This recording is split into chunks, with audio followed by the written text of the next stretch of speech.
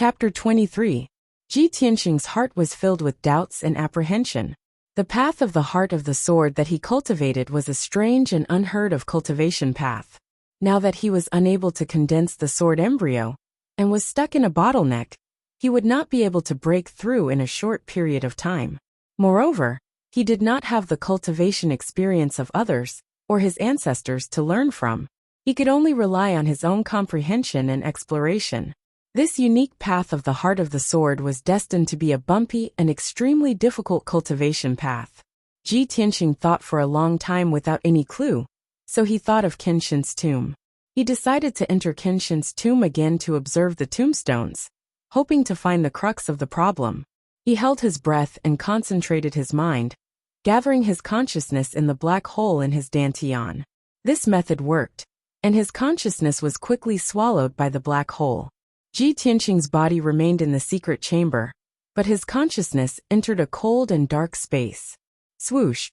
His consciousness condensed into a translucent body, which looked exactly like him, and entered the space of Kenshin's tomb again.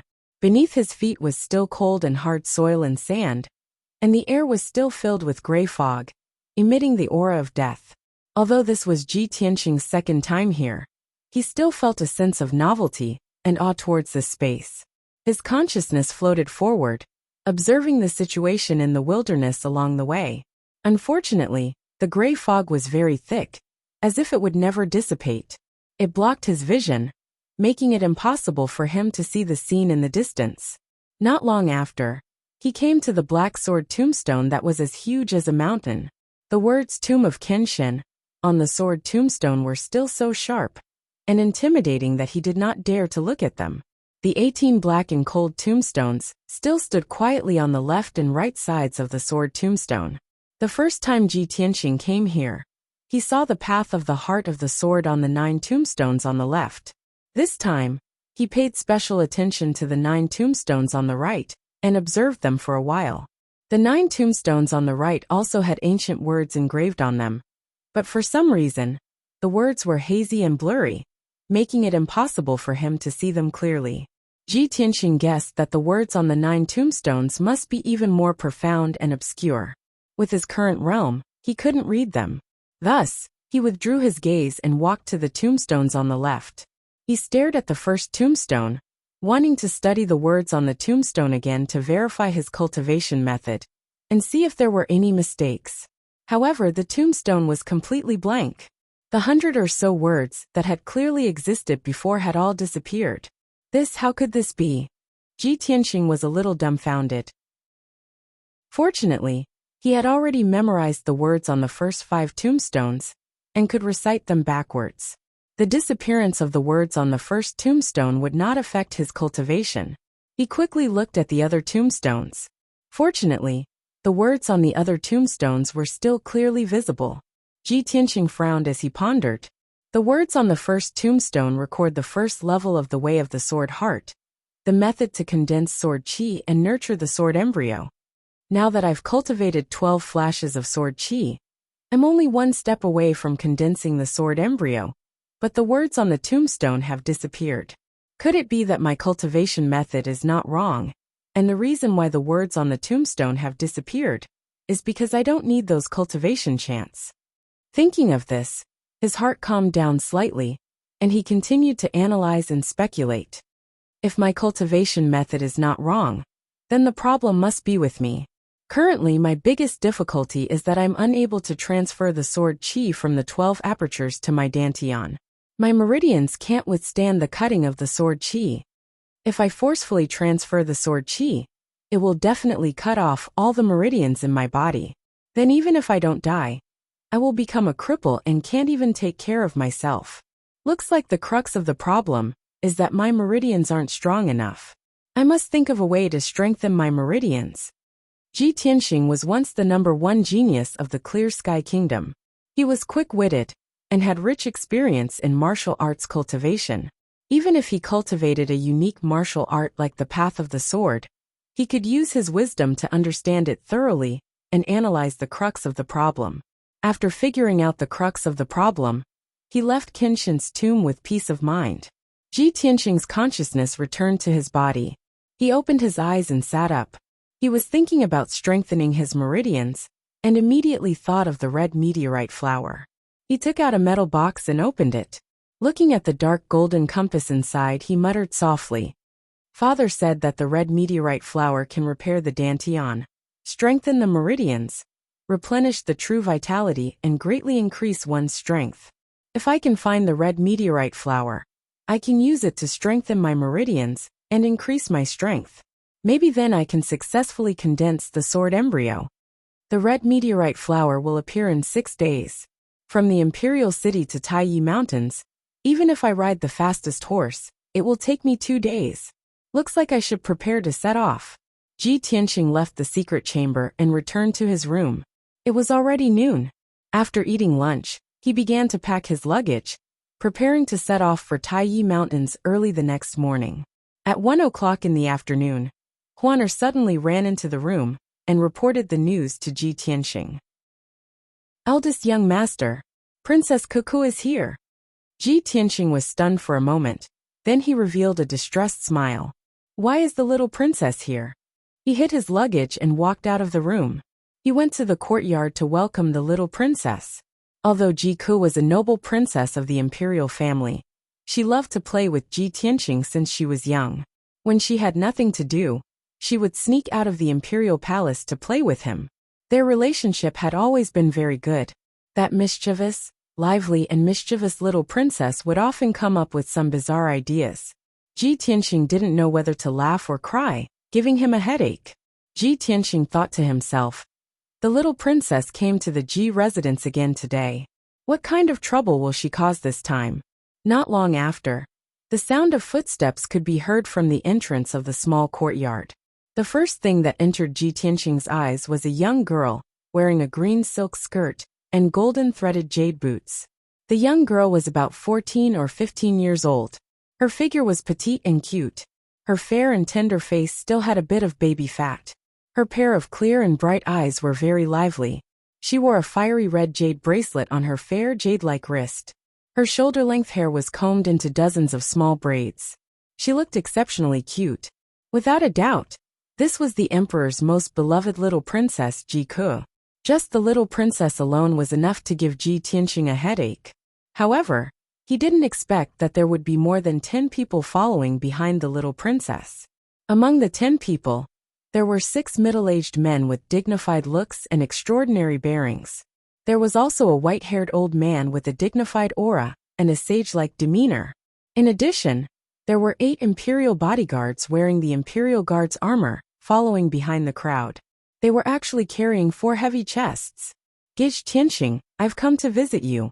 The little princess greeted Ji Tianqing with a smile, while directing the 8 imperial bodyguards to carry the 4 large chests into Ji Tianqing's room. Chapter 24.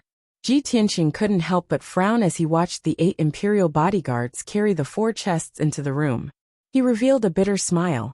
Little princess, what are you trying to do?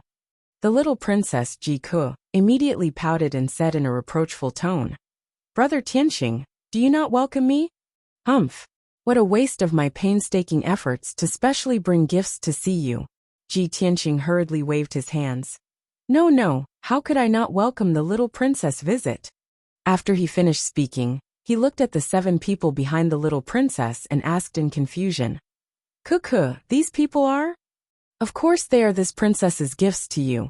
The little princess raised her small face to look at him, revealing a sincere smile. The 6 dignified middle-aged men's expressions immediately became strange. They pretended to cough twice to hide their awkwardness. The little princess came back to her senses and hurriedly explained, Big brother Tianqing, I came to see you once when you were injured. Unfortunately, you were unconscious. Later, I heard about your situation and wanted to come see you again, but I didn't have the chance to leave the palace. That's why I brought a few great masters today, as well as my palace's imperial physicians, to have them treat you. Big brother Tianqing, don't worry. I will definitely help you recover from your injuries. Ji Tianqing finally understood why the little princess came to the Ji mansion this time. A trace of warmth flowed through his heart. He smiled and said to the little princess, Ever since my accident, the people around me have only seen me as a joke. Those who have a grudge with me all want me dead. I didn't expect that Cuckoo would still remember me and care about me." The little princess looked at him seriously and said in a solemn tone, "Brother Tianxing, you have to believe me. No matter what kind of suffering and torment you are going through, I will never abandon you and leave. I will always remember you, always care for and support you." Although in Ji Tianxing's eyes, the little princess was still a naughty little girl who hadn't grown up yet. But he could clearly see that the little princess's eyes were filled with sincerity and determination. There was also a trace of emotion hidden within. How could he not understand why the little princess loved to pester him and often sneak out of the palace to play with him? It was because she had feelings for him. However, he had an engagement with Ling Yunfei before, and he had wholeheartedly protected Ling Yunfei, so the little princess hid her feelings very deeply. Thinking of this, he couldn't help but reveal a smile and nodded. "Kua, thank you." The little princess smiled sweetly and naturally held his arm as they walked into the room. "Brother Tianxing, I heard that Ling Yunfei came to the Ji mansion to cancel the engagement. In my opinion, it's good that this engagement is cancelled. Big brother Tianxing, don't take it to heart. You are so outstanding. Ling Yunfei is not worthy of you. I've already guessed it. This woman has ulterior motives. She deliberately approached and used you. Despicable woman. She's too scheming." Speaking of Ling Yunfei, the little princess took it to heart. She had a look of deep hatred, and her face turned cold from anger. Speaking of Ling Yunfei, Ji Tianxing's eyes flashed with a trace of coldness, but he quickly suppressed it. The two entered the room and sat down. After chatting for a while, the little princess asked the imperial doctor and several masters to treat Ji Tianxing. After the little princess's introduction, Ji Tianxing found out that the white-haired old man was her palace's imperial doctor. As for those middle-aged men with dignified appearances and extraordinary bearings, they were all martial Dao and alchemy grandmasters. They had extremely high attainments in their respective fields. As for the 4 heavy boxes, they were all filled with various elixirs and martial arts manuals. There were also some alchemy materials. The value of the items in the 4 boxes was at least 5 million taels. Ji Tianxing repeatedly waved his hand to reject the little princess's kind intentions. He explained with a smile, "Ko, I appreciate your kind intentions. I have already found an expert to treat me. Currently my body is fine. As long as I rest well, I will recover." Although the little princess was worried about him, she did not want to force him. Thus, she asked the imperial doctor and the masters to leave. "Brother Tianxing, even if you don't need the imperial doctor and the masters to treat you, you must accept the boxes of elixirs and materials that I am giving you. Otherwise, you won't treat me as a friend." Seeing her determined attitude, Ji Tianxing did not reject anymore. He smiled and nodded in agreement.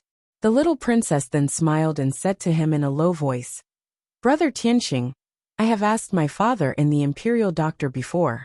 I know something that can help you recover your strength quickly. There is a kind of elixir in Taiyi Mountains called the Red Star Flower. It is said that it only appears once every 60 years. This flower has magical effects. It can repair damaged dantian and meridians, greatly increasing a martial artist's strength. My grandfather's dantian was damaged when he was young. He could not cultivate his true essence his entire life. He used the Red Star Flower to repair his dantian and become a Tongxian expert. Brother Tianxing, the imperial doctor said that the Red Star Flower will appear in about 6 days. I have decided to go to Taiyi Mountains to find the Red Star Flower to save you." Hearing this, Ji Tianxing's heart skipped a beat. His expression changed slightly. He quickly shook his head. "Ko, you cannot go to Taiyi Mountains. That is the famous forest of death in Yunzhou. Taiyi Mountains is dangerous. There are countless ferocious beasts and powerful demonic beasts. If you are not careful, you will lose your life. Moreover, the Red Star Flower is about to appear. Many factions will definitely take action. When the time comes, many experts will gather, and it will be even more dangerous." The little princess smiled and said, "Brother Tianxing, don't worry. I will bring the imperial experts to protect me." You, on the other hand, have fallen to the body refining realm after you were severely injured. You must not go to Taiyi Mountains. Stay in the Ji Mansion and recuperate. I will definitely find the red star flower to save you. You can stay at home and wait for my good news. Ji Tianqing was full of worry. He tried to persuade the little princess. However, the little princess had already made up her mind. She had clearly made her plans and preparations. Her attitude was very firm. After discussing this matter, the little princess comforted him with a concerned tone. She gave him a few words of advice before leaving. After sending the little princess off, Ji Tianqing returned to his room. Looking at the 4 large chests filled with medicinal pills and materials, the corners of his mouth revealed a bitter smile. This little princess has really put in a lot of effort for me. She is going to Taiyi Mountains rashly. I only hope that she will not encounter any danger. Although I am going to Taiyi Mountains as well, I must keep this a secret. I cannot tell anyone. After a while, Ji Tianqing moved the 4 big boxes filled with elixirs and ingredients into the secret underground room. He opened the boxes to take a look. There were many martial arts manuals and ingredients inside, as well as dozens of small white jade bottles filled with elixirs. It was a pity that most of the elixirs were for healing and increasing one's power. There were no elixirs that could strengthen one's meridians. When night fell, Ji Tianqing left the secret room and returned to his room to rest. After a night of recuperation, early the next morning, he carried a bag and quietly left the Ji Mansion. He rushed to Taiyi Mountains. Chapter 25. After leaving the imperial city, Ji Tianqing rode his horse and sped towards the west. From the imperial city to Yunzhou's Taiyi Mountains, he had to cross Qingzhou, which was a total of 2,000 miles. Even if Ji Tianqing rode his frost snow wind chaser, which could travel 800 miles in a day, it would still take him 2.5 days to arrive. This time, he was going to Taiyi Mountains to search for the red meteorite flower. For safety reasons, he was especially careful. Other than his father Ji Chongkong and himself, there was no third person who knew about it. To hide his identity, Ji Tianqing wore a black iron mask and a large black cloak. He sped along the official road to Yunzhou and met many caravans along the way. However, most people would give him a few more glances out of curiosity. However, in Qingyan country where martial arts were prevalent, it was not uncommon to wear a mask or veil to hide one's identity. On the second evening, he finally entered Yunzhou and found an inn to stay in. At this time, he was still 300 miles away from Taiyi Mountains. There were still 4 days before the red meteorite flower appeared. On the third afternoon, Ji Tianqing finally arrived at Taiyi Mountains. He entered a small town at the entrance of the mountains, Taiyi Town. His journey was peaceful, and he did not meet any obstacles. However, he was still tired after traveling for 2.5 days. He urgently needed to rest. After entering Taiyi Town, he looked for an inn to stay in. However, the town was located in a remote area. It was small and old. There were only 2 streets in the town, and there were more than 200 families living there. The streets were narrow and crowded. Ji Tianqing searched the entire town and only saw one inn. This Lai Fu Inn was built with red bricks and green tiles. It was one of the largest buildings in the town. After all, the inn had a 3-story building and a spacious courtyard. Usually, there were not many people in the town. There were only a few vendors and shops. The inn's entrance was even more deserted. However, when Ji Tianqing walked to the entrance of the Lai Fu Inn, he saw 3 tables of people eating and drinking in a boorish manner. Those people were travel-worn like him, and all of them carried swords and sabers. Their movements revealed a faint murderous aura. Obviously, they were all martial artists who had traveled to Jianghu. Ji Tianqing pondered for a moment and guessed the purpose of these cultivators. They were most likely here for the red star flower in the Taiyi mountain range. At this time, a servant in green with a cloth towel draped over his shoulders ran out of the hall and asked him with a smile if he wanted to stay in the inn. Ji Tianqing asked for one of the best rooms, then walked into the hall without making a sound. The manservant shouted towards the main hall, then led the frost and snow-chasing wind horse into the backyard from the side to feed the horse. As soon as Ji Tianqing entered the hall, The warriors who were eating and drinking at the tables all cast scrutinizing gazes at him. He was wearing a mask and a black cloak, so no one could see through him. Those martial artists quickly withdrew their gazes and continued to eat and drink with their heads lowered. The hall was very quiet, and the atmosphere seemed to be somewhat oppressive. Ji Tianqing took out 20 taels of silver and gave it to the innkeeper. He asked the innkeeper to prepare a few dishes before he went upstairs. The second and third floors of the inn were the rooms for accommodation. The best room he asked for was on the third floor, close to the left wall of the backyard. There was a large pagoda tree that was more than 20 feet tall near the window. Ji Tianqing took off his mask and began to eat after the manservant delivered the food. After eating, he took a hot bath and sat on the bed to rest. He silently thought about his next plan. There are still 3 days before the red starflower appears. It's not suitable to enter the Taiyi mountain range today or tomorrow. The red starflower hasn't bloomed yet. It's too early to find it. It's even more dangerous. After thinking for a while, he decided to rest in the Laifu Inn for 2 days. He would enter the mountain the day before the red starflower bloomed. Unknowingly, a few hours had passed. Soon night fell. During this time, a few more groups of people entered the Laifu Inn, making the inn more and more lively. Ji Tianqing stayed in the room and didn't show his face. He even asked the manservant to deliver the food to his room. By the evening of the second day, the rooms in the inn were almost full. The martial artists coming and going were talking and laughing loudly. They were shouting and yelling, causing the hall and backyard to be filled with a hubbub of voices. It was very noisy. Ji Tianqing stayed in the room for too long and felt a little stuffy. He went downstairs for a walk.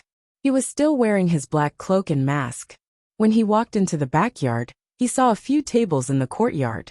Beside each table sat 2 or 3 martial artists with powerful auras. They were all holding swords and sabers in their hands and were shouting loudly. The Bloodblade Hunter team is recruiting members.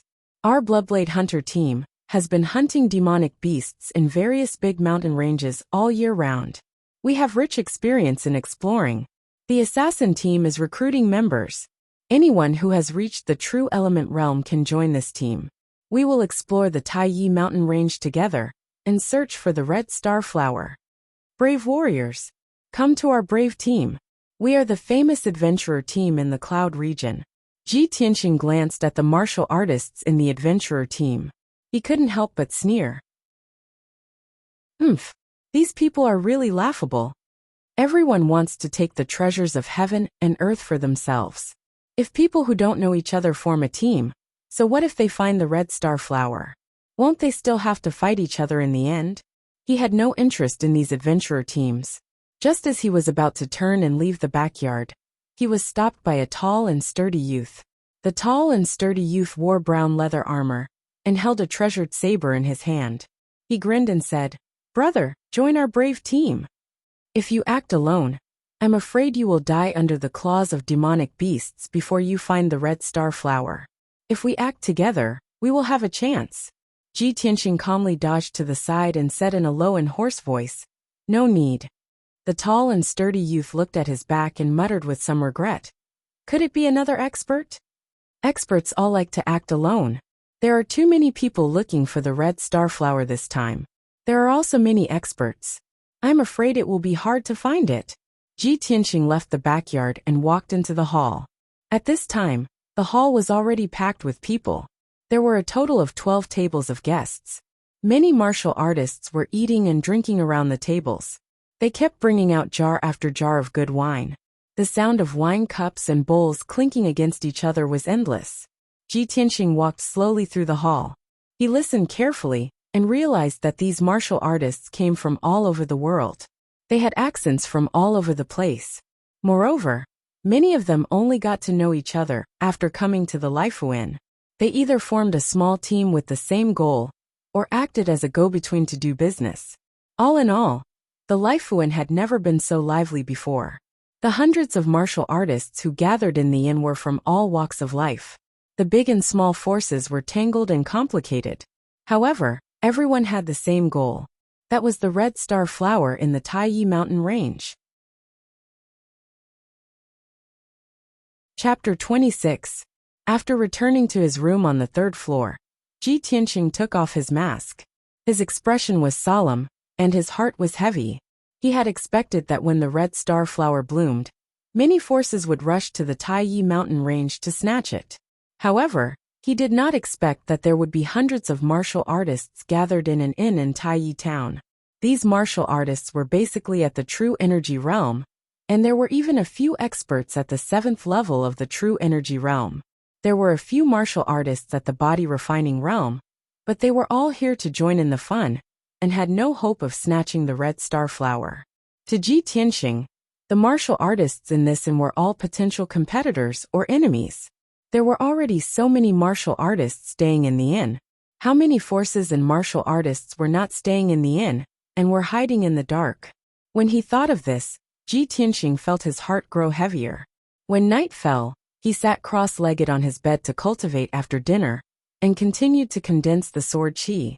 Although the number of sword qi had reached the limit, he absorbed the qi of heaven and earth to make each sword qi more condensed and powerful. By the time he had condensed and strengthened all 12 sword qi, 6 hours had passed. In the middle of the night, the Lai Fuan fell into silence. Most of the guests had already gone to bed. Only the main hall was still lit. After Ji Tianqing finished cultivating, he walked to the window and was about to close it and sleep. However, from the corner of his eye, he suddenly caught sight of 2 silhouettes in the corner of the backyard. They were silently creeping about. The 2 martial artists were dressed in black and seemed to be wearing masks. Their movements were very cautious and did not make any sound. Although the night was dark, Ji Tianqing could vaguely see that the 2 men were carrying a big box and creeping to the back door. The 2 men quietly opened the back door and carried the box out. Ji Tianqing frowned and vaguely felt that something was wrong. He subconsciously went out of the room and crept silently toward the back door of the courtyard. He was wearing a black cloak and a mask. He was not afraid of being discovered in the night. When he reached the back door, he saw the 2 cultivators carrying the box and entering an alley along the courtyard wall. In order to avoid being discovered by the other party, he did not dare to get too close. A moment later, 2 masked warriors carried the box into the depths of the alley and carried it into a pitch-black room. Then, the 2 of them withdrew and quietly returned to the Fortune Inn. Ji Tianqing hid in a dark corner of the alley, holding his breath and not making a sound. After the 2 cultivators left, he entered the pitch-black room. The room seemed to have been uninhabited for many years. It was filled with a decaying smell. There were cobwebs everywhere, and the floor was covered with dust and debris.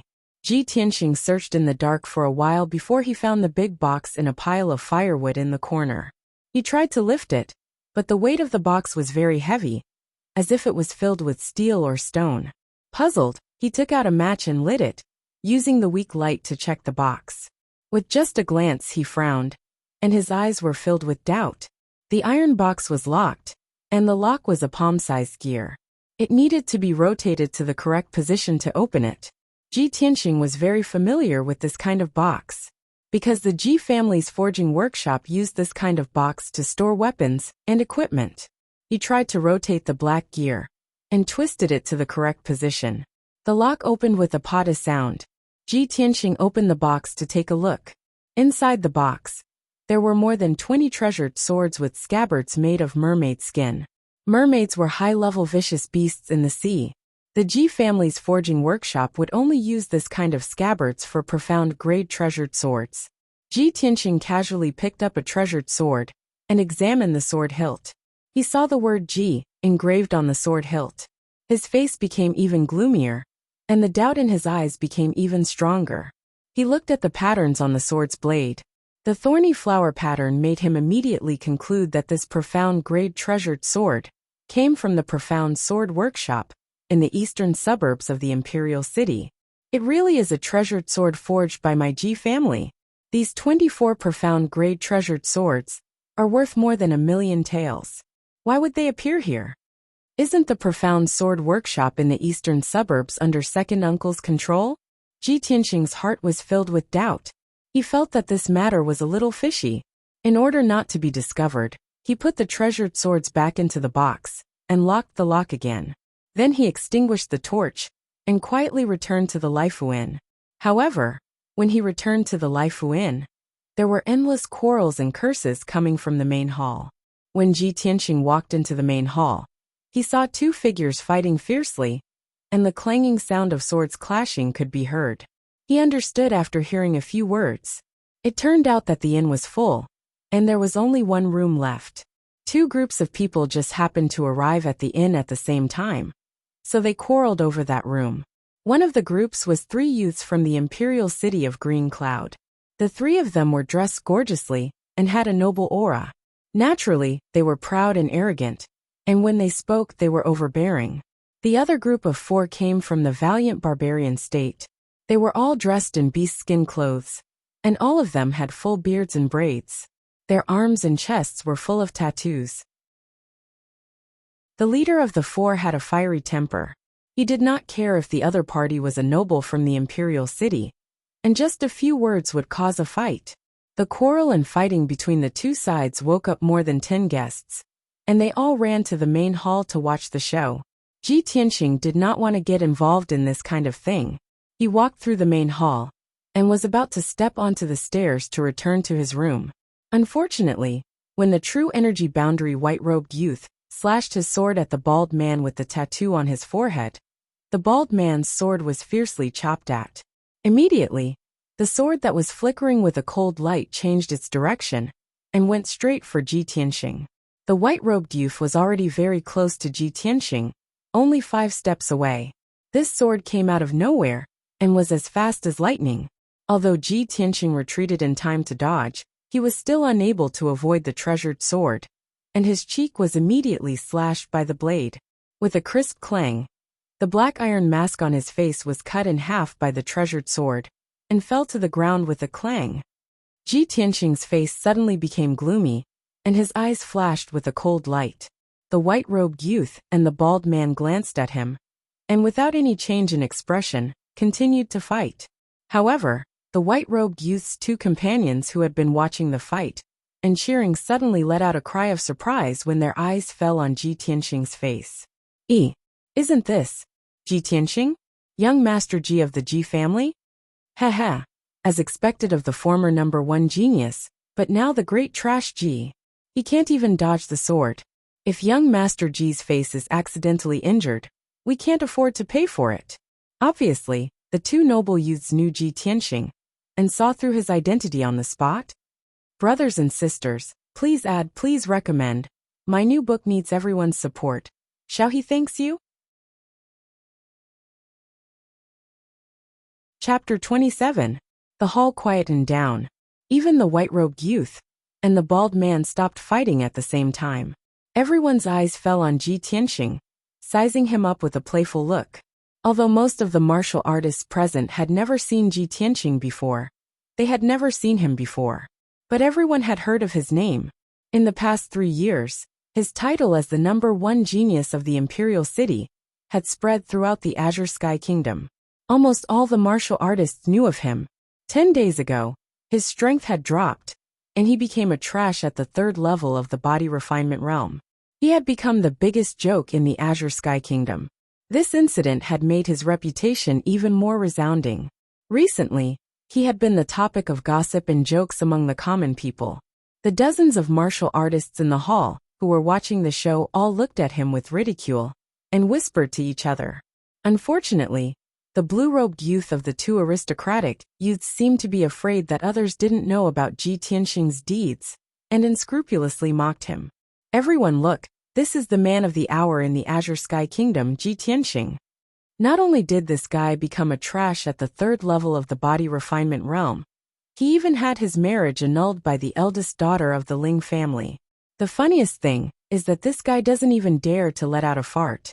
What a coward. Saying this, he even gave Ji Tianxing a disdainful sneer. Young Master Ji, you secretly came to Taiyi Town. Could it be that you want to snatch the red star flower and use it to recover your strength? Haha, you're really delusional and indulging in wild fantasies. Before the blue-robed youth could finish his words, everyone suddenly felt the temperature in the hall drop by a few degrees. Swish! Ji Tianqing's figure flashed and rushed in front of the blue-robed youth. With a clang, he pulled out the blood dragon sword and stabbed towards his chest. The blue-robed youth turned pale with fright and subconsciously retreated to dodge. He didn't expect that the third level of the body refinement realm, Ji Tianqing, would dare to attack him. He had the strength of the first level of the true element realm. If not, he wouldn't dare to mock Ji Tianqing so unscrupulously. However, Ji Tianqing's sword was too fast. It was so fast that he couldn't dodge it at all. He was about to be stabbed in the chest by the blood dragon sword and die on the spot. He let out a terrified scream. "Save me!" The blood dragon sword suddenly changed from a stab to a slap and slapped on his face. The incomparably powerful force caused him to stagger, and he fell to the ground with a plop. He only felt dizzy, and his head was as heavy as paste. He struggled a few times but couldn't get up. A burning pain came from his cheek. He subconsciously reached out to touch his cheek, only to find that half of his face was swollen like a steamed bun, and blood was dripping from the corner of his mouth. At this moment, Ji Tianqing arrived in front of him and placed the blood dragon sword on his neck. Ji Tianqing looked down at him condescendingly.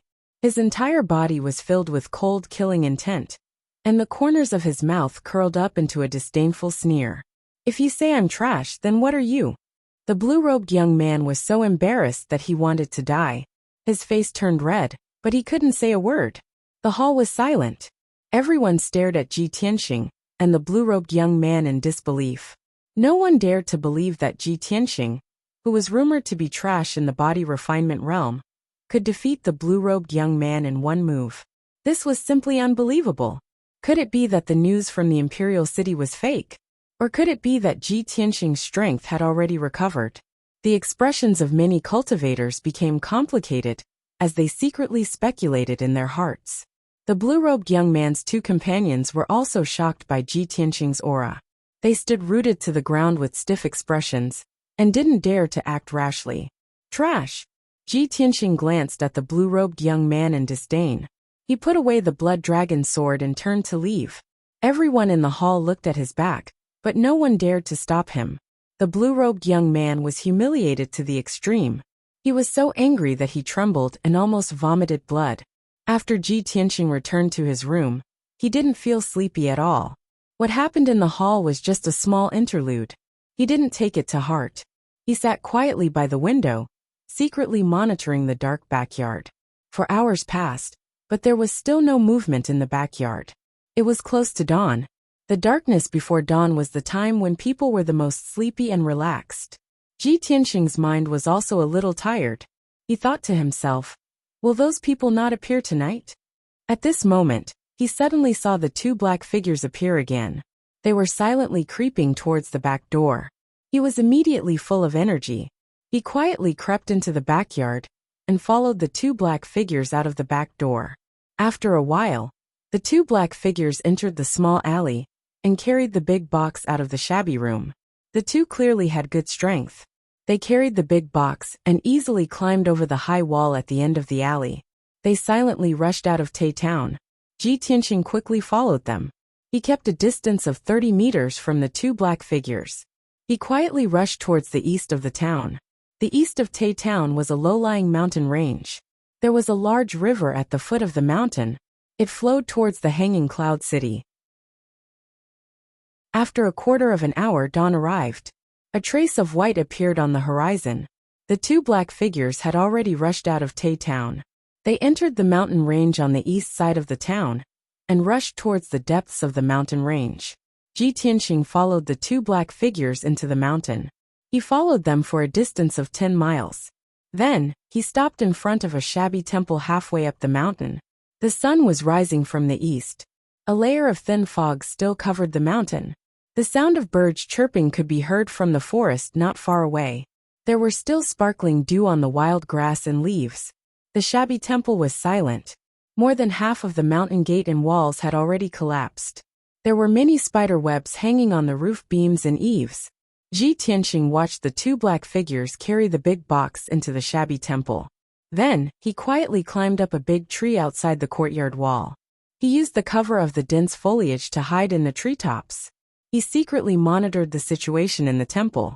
Not long after, 3 martial artists rushed from the foot of the mountain. They entered the shabby temple with vigilant expressions. The leader was a middle-aged man with a body as thin as a bamboo pole. His skin was dark and his cheeks were long and narrow like a horse's face. The 2 martial artists beside him were dressed in black. They seemed to be his attendants or bodyguards. After the 3 of them entered the shabby temple, the 2 black figures immediately came forward to greet them. The 2 sides whispered a few words. Then, the horse-faced man ordered his attendants to carry the big box and hurriedly left the shabby temple. Although Ji Tianqing could not hear the contents of their conversation, he could guess that they were making a deal. He frowned in confusion. He secretly speculated in his heart. They are making a deal with the Ji clan's weapons. Why are they being so secretive and secretive? Could it be that they have some ulterior motive? After a while, the horse-faced man and his 2 companions went down the mountain. The 2 black figures in the courtyard then prepared to leave. It seemed that they were in a good mood, because the deal had been successfully completed. The 2 of them walked out of the shabby temple side by side with smiles on their faces. They were even whispering to each other. Ji Tianqing had been following them from afar. He could only see their backs. He had always felt that the tall and sturdy martial artist was somewhat familiar. Now, when he saw the appearance of the 2 black figures, his face suddenly became gloomy. It's actually him? Su Zifeng, second uncle's right-hand man? Chapter 28. Su Zifeng was a capable subordinate of the Ji family's second elder. He was deeply trusted and valued by the second elder, and had always been in charge of the workshop in the eastern suburbs. In the past, he had entered the Ji mansion many times to report the situation of the workshop to the second elder. Ji Tianqing was no stranger to Su Zifeng. In his impression, this person was shrewd and capable. He handled matters steadily and saw the big picture. He was indeed worthy of an important position. But he never would have thought that Su Zifeng would appear in Tai Town and surreptitiously trade with a group of mysterious people for the Ji family's magical weapons.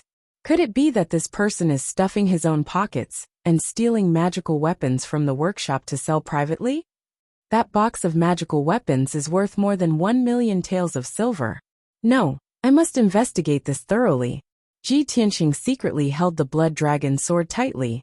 His eyes flashed with a frightening cold light. At this time, Su Zifeng and the black-clothed youth walked out of the ruined temple side by side, and were about to walk down the mountain. Ji Tianqing suddenly jumped down from the treetops and landed on the grass with a swoosh, blocking Su Zifeng and the black-clothed youth's path. Su Zifeng and the black-clothed youth were not prepared for someone to descend from the sky. They were immediately startled and stared at Ji Tianqing with vigilance. After seeing Ji Tianqing's face, Su Zifeng's expression suddenly changed. He stammered, eldest young master? Why is it you?" Ji Tianqing stared at him with a sharp gaze and asked in a deep voice, "Su Zifeng, you have big guts. You dare to steal the Ji family's magical weapons and trade privately." Su Zifeng's expression became extremely ugly. He hurriedly explained, "Eldest young master, you misunderstood. I am loyal and devoted to the Ji family. How could I do such a thing?" Ji Tianqing approached him with a cold expression and coldly shouted again, "Misunderstanding? Good. Then take out the contract from the transaction just now." Every business transaction of the Ji family's blacksmithing workshop had to be recorded in the accounts. Any transaction that was worth more than 10,000 taels of silver required a contract from the workshop owner. Especially that box of profound weapons and treasured swords. Its value exceeded 1 million taels of silver, and it required the patriarch or elder to personally sign a contract. When Su Zifeng heard the 2 words hand contract, his face immediately became even more unsightly. His eyes evaded Ji Tianqing's gaze, not daring to meet his eyes. Ji Tianqing was even more convinced that there was something wrong with this deal, and he shouted in a dignified tone, "Su Zifeng, this young master knows that you don't have the guts to do such a thing. Speak. Who instigated you?" A hint of hesitation flashed in Su Zifeng's eyes. After exchanging glances with the black-clothed young man, He gritted his teeth and made up his mind. When he raised his head to look at Ji Tianxing again, his face was filled with a sinister sneer. Young master, since you've already found out, then don't blame me for being ruthless. You're the one who forced me to do this. Kill him! Su Zifeng shouted at the black-clothed young man and leaped towards Ji Tianxing. His hands were like the claws of an eagle as he tried to grab Ji Tianxing's head and neck. He was at the second level of the true energy realm. In his opinion, even without a weapon, he could easily kill Ji Tianxing, who was at the body refining realm. The black-clothed young man was also at the first level of the true energy realm. His fists flashed with a faint red light as he viciously smashed towards Ji Tianxing's chest. You're courting death! Ji Tianxing shouted with a cold expression and instantly drew his blood dragon sword to meet the attack. Swoosh! He used all his strength to slash with his sword and forced the murderous Su Zifeng to retreat. Seeing the black-clothed young man aggressively charging towards him, he changed his steps and retreated sideways, dodging the black-clothed young man's fists. When the black-clothed young man brushed past him, he unhesitatingly struck out with his palm and activated the sword energy in the Huizong meridian on his arm. Bang! Ji Tianxing's palm hit the black-clothed young man's back. The sword energy shot out from his palm and drilled into the black-clothed young man's body. Suddenly, the black-clothed young man staggered forward for 6 steps before stopping. When he turned around and wanted to pounce on He Wuhan, his face was already pale. Blood dripped from the corner of his mouth, and his strength was quickly dissipating. You! The black-clothed young man glared at Ji Tianxing with an expression of disbelief, but he could not say a word. His body swayed as he moved his feet. Unable to support himself any longer, he fell to the grass with a plop and gradually died. Su Zifeng saw with his own eyes that the black-clothed young man was killed by Ji Tianxing with a single palm strike. His face was full of surprise, and the speed of his fists slowed down a bit. Taking advantage of this opportunity, Ji Tianxing repeatedly waved his blood dragon sword, thrusting a few sword lights at him, aiming at his face, throat, and chest. Su Zifeng was forced into a fluster and could only retreat to dodge. After 7 moves, he revealed a flaw in his panic and was immediately stabbed in the shoulder by Ji Tianxing. The indestructible blood dragon sword directly pierced a bloody hole in his shoulder, revealing his white shoulder bone. Su Zifeng let out a mournful scream. His face was pale, and his forehead was covered in cold sweat. Although he did not dare to believe it, he had to accept the fact that Ji Tianxing's strength was definitely not the rumored body refining stage. It was very likely that he had recovered to the true element stage. Thinking of this, Su Zifeng no longer had a trace of fighting spirit. He jumped back 2 feet and fled down the mountain while holding his shoulder. But before he could escape 10 feet, Ji Tianxing caught up with him. Where do you think you're going? Ji Tianxing roared angrily and rushed behind Su Zifeng like a gust of wind. With a shake of his hand, he stabbed Su Zifeng's back and fell to the ground on the spot. Before Su Zifeng could struggle to get up, Ji Tianxing stepped on his shoulder, stomped him to the ground, and pressed the blood dragon sword against his neck. Speak! Who ordered you to do this? Su Zifeng was pressed on the grass and could not move. He knew that he could not escape this calamity, and actually revealed a sinister sneer. I didn't expect young Master Ji to hide so deeply. However, you want to force clues from me? In your next life. As he spoke, his breath became weaker and weaker, and dark red blood kept flowing out of his mouth and nose. After a short while, he closed his eyes and no longer made a sound. Ji Tianxing hurriedly turned him over and checked his pulse, only to find that he had shattered his heart meridians and committed suicide. Damn it! He would rather die than let go. Who made him a suicide warrior, and did not care about his life? Ji Tianxing muttered to himself, as he put away the blood dragon sword with a gloomy expression. Su Zifeng's suicide caused a layer of haze to shroud his heart, and he increasingly felt that this matter was of great importance. If this matter was directly related to his second uncle, it might endanger the Ji family's foundation. He rummaged through Su Zifeng and the black-clothed youth's corpses to see if he could find any clues. Unfortunately, the 2 of them only had some broken silver and miscellaneous items on them. There were no useful clues. Ji Tianqing sighed helplessly and could only leave the ruined temple and go down the mountain. After 15 minutes, when he reached the foot of the mountain, two figures walked out of the ruined temple. The leader was a youth in a green robe.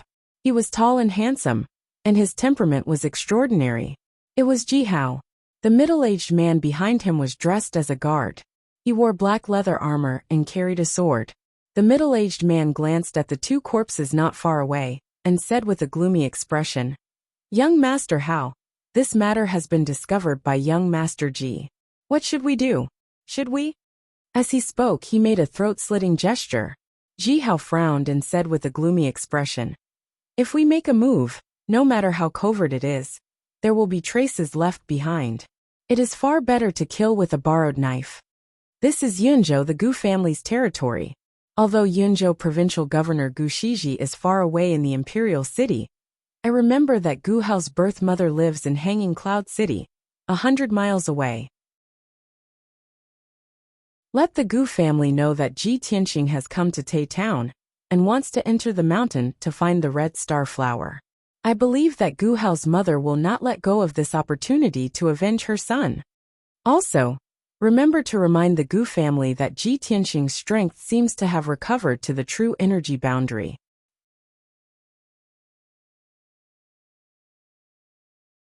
Chapter 29. When Ji Tianqing returned to the Laifu Inn, all the guests were still asleep. Only the shopkeeper and servants were busy. He returned to his room and sat cross-legged on the bed to cultivate. He had used up a strand of sword qi to kill Su Zifeng's companion, so he had to replenish it as soon as possible. As for Su Zifeng's private trade, he had decided to investigate and find out who the mastermind was. He had a strong premonition that this matter was related to his second uncle. However, he was in Tai Town and could not investigate this matter. He could only return to the imperial city and make further plans. After a while, he entered a state of cultivation and absorbed the qi of heaven and earth to condense sword qi. Time passed quickly, and when it was noon, the inn became lively again. There was a hubbub of voices, and it was clamorous and noisy. Ji Tianqing cultivated all the way until dusk. Not only did he condense another strand of sword qi, but he also cultivated the 12 strands of sword qi to be more solid and powerful. After dinner, he went to bed early to rest. However, in the latter half of the night, when he was sleeping soundly, he suddenly heard a kacha sound from outside the window. He immediately woke up and subconsciously reached for the blood dragon sword beside the bed. When he held the blood dragon sword and opened his eyes, he saw that the window was wide open. A black figure jumped up from the treetops outside the window and landed in the room. He rolled on the ground and pounced toward the bed. This person's movements were very agile and vigorous. His speed was extremely fast. He held a treasured sword in his hand that was emitting cold light in all directions and fiercely stabbed towards Ji Tianqing. Moreover, his palm and sword were shining with a faint yellow true essence light. He was obviously a true element boundary martial artist. This sword was fast and ruthless. If Ji Tianqing was still asleep, he would have been stabbed to death on the spot. At this critical moment, Ji Tianqing did not have time to think. He subconsciously waved the blood dragon sword to block. Clang! There was a sound of metal colliding. The blood dragon sword blocked the opponent's attack, but was shaken by the huge force. Ji Tianqing was also pushed back by the huge force and almost hit the wall of the bed. He rolled to the bottom of the bed and swung his sword at the assassin.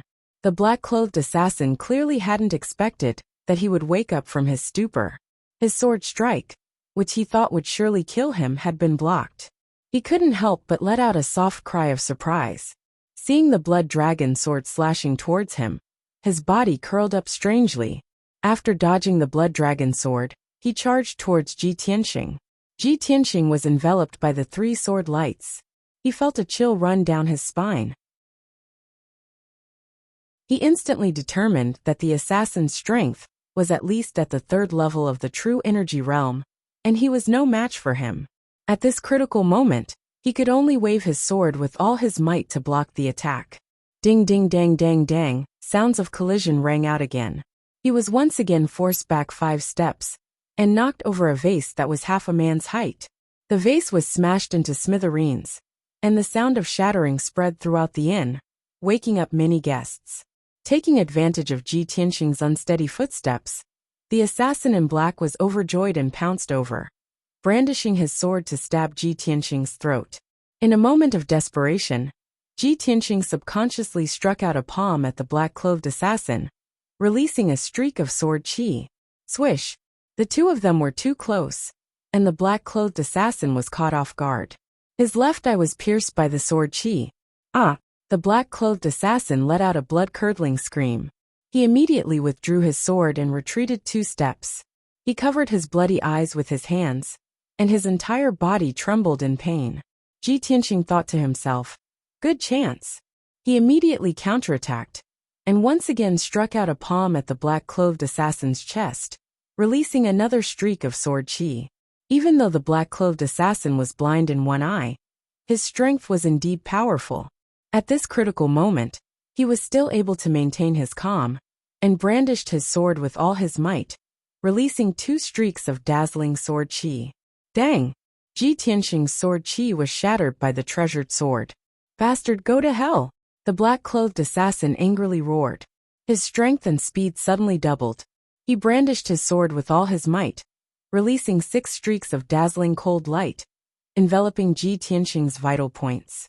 Obviously, he had used all his strength, and wanted to kill Ji Tianxing on the spot, and then escape far away. Ji Tianxing was forced to retreat. After retreating 3 steps, his back hit the wall. He had no way to retreat. His front and sides were blocked by the dazzling sword chi, and there was nowhere to hide. Seeing that his vital points were about to be pierced by the sword chi, blood splattering everywhere. At this moment of life and death, he still maintained a calm mind, and his eyes stared at the incoming sword chi. "If you want me to die, don't even think about living." Instead of retreating, he advanced and rushed toward the black-clothed assassin, as if he was courting death. He brandished his sword with his right hand, releasing a streak of sword chi to block the assassin's sword chi, and his left hand fiercely slapped toward the assassin's head.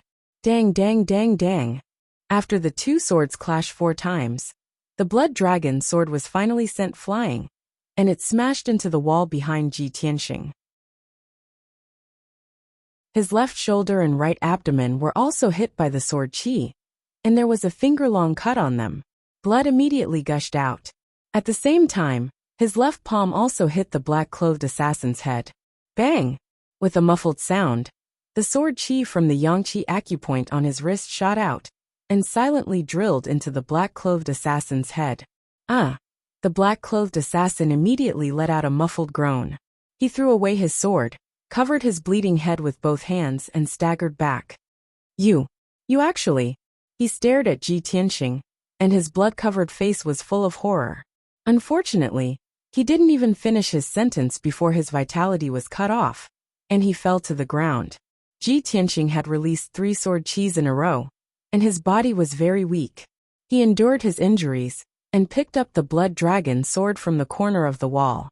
He cut a few strips of cloth from his robe, and bandaged the wounds on his left shoulder and right abdomen. At this moment, the guests in the inn were alarmed, and they all opened their doors and windows to look outside. A few warriors rushed up to the 3rd floor with swords and sabers, and arrived at the door of Ji Tianxing's room. The door was kicked open with a bang.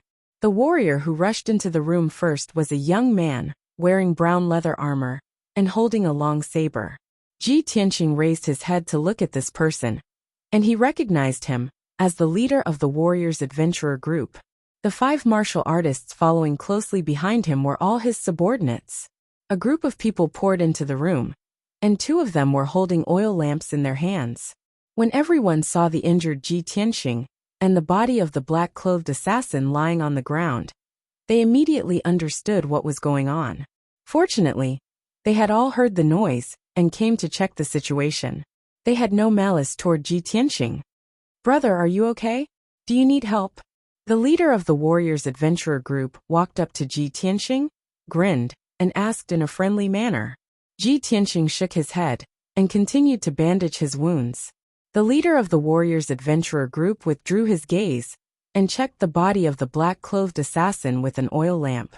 He found a purse and a badge on the body. He picked up the badge and observed it for a moment. Suddenly, his expression changed, and he whispered to Ji Tianxing, "Brother, this assassin is from the blood-clothed tower. It seems that you're in big trouble." Ji Tianxing raised his eyebrows and asked in confusion, "What do you mean?" The leader of the warriors' adventurer group moved closer and said in a low voice, "Brother, the blood-clothed tower is the #1 assassin organization in Yunzhou. They have many fierce assassins under their command. The blood-clothed tower's assassination success rate is very high, and there are few cases of failure. They will not give up until they achieve their goal. However, the blood-clothed tower's commission is very expensive, and ordinary forces can't hire them. It seems that you've offended a big force. I'm afraid you can't stay in Tai Town any longer. Run for your life as soon as possible. Brothers, please add and recommend me."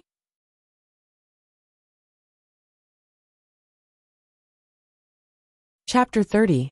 Ji Tianxing nodded to show that he understood, and thanked the head of the warriors for his kind reminder. The head of the warriors did not say much. He waved his hand and left the room with his subordinates and went downstairs. Ji Tianxing could see that the famous warriors' adventurer group in Yunzhou was also very afraid of the blood-clothed tower and did not dare to get involved in this matter.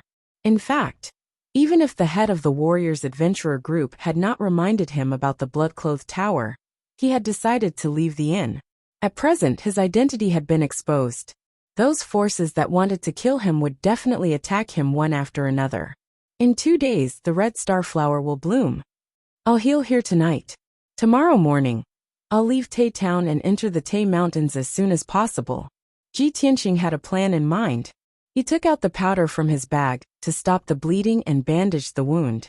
After treating the wound, he closed the door and window and sat on the bed to cultivate and continue to condense the sword qi.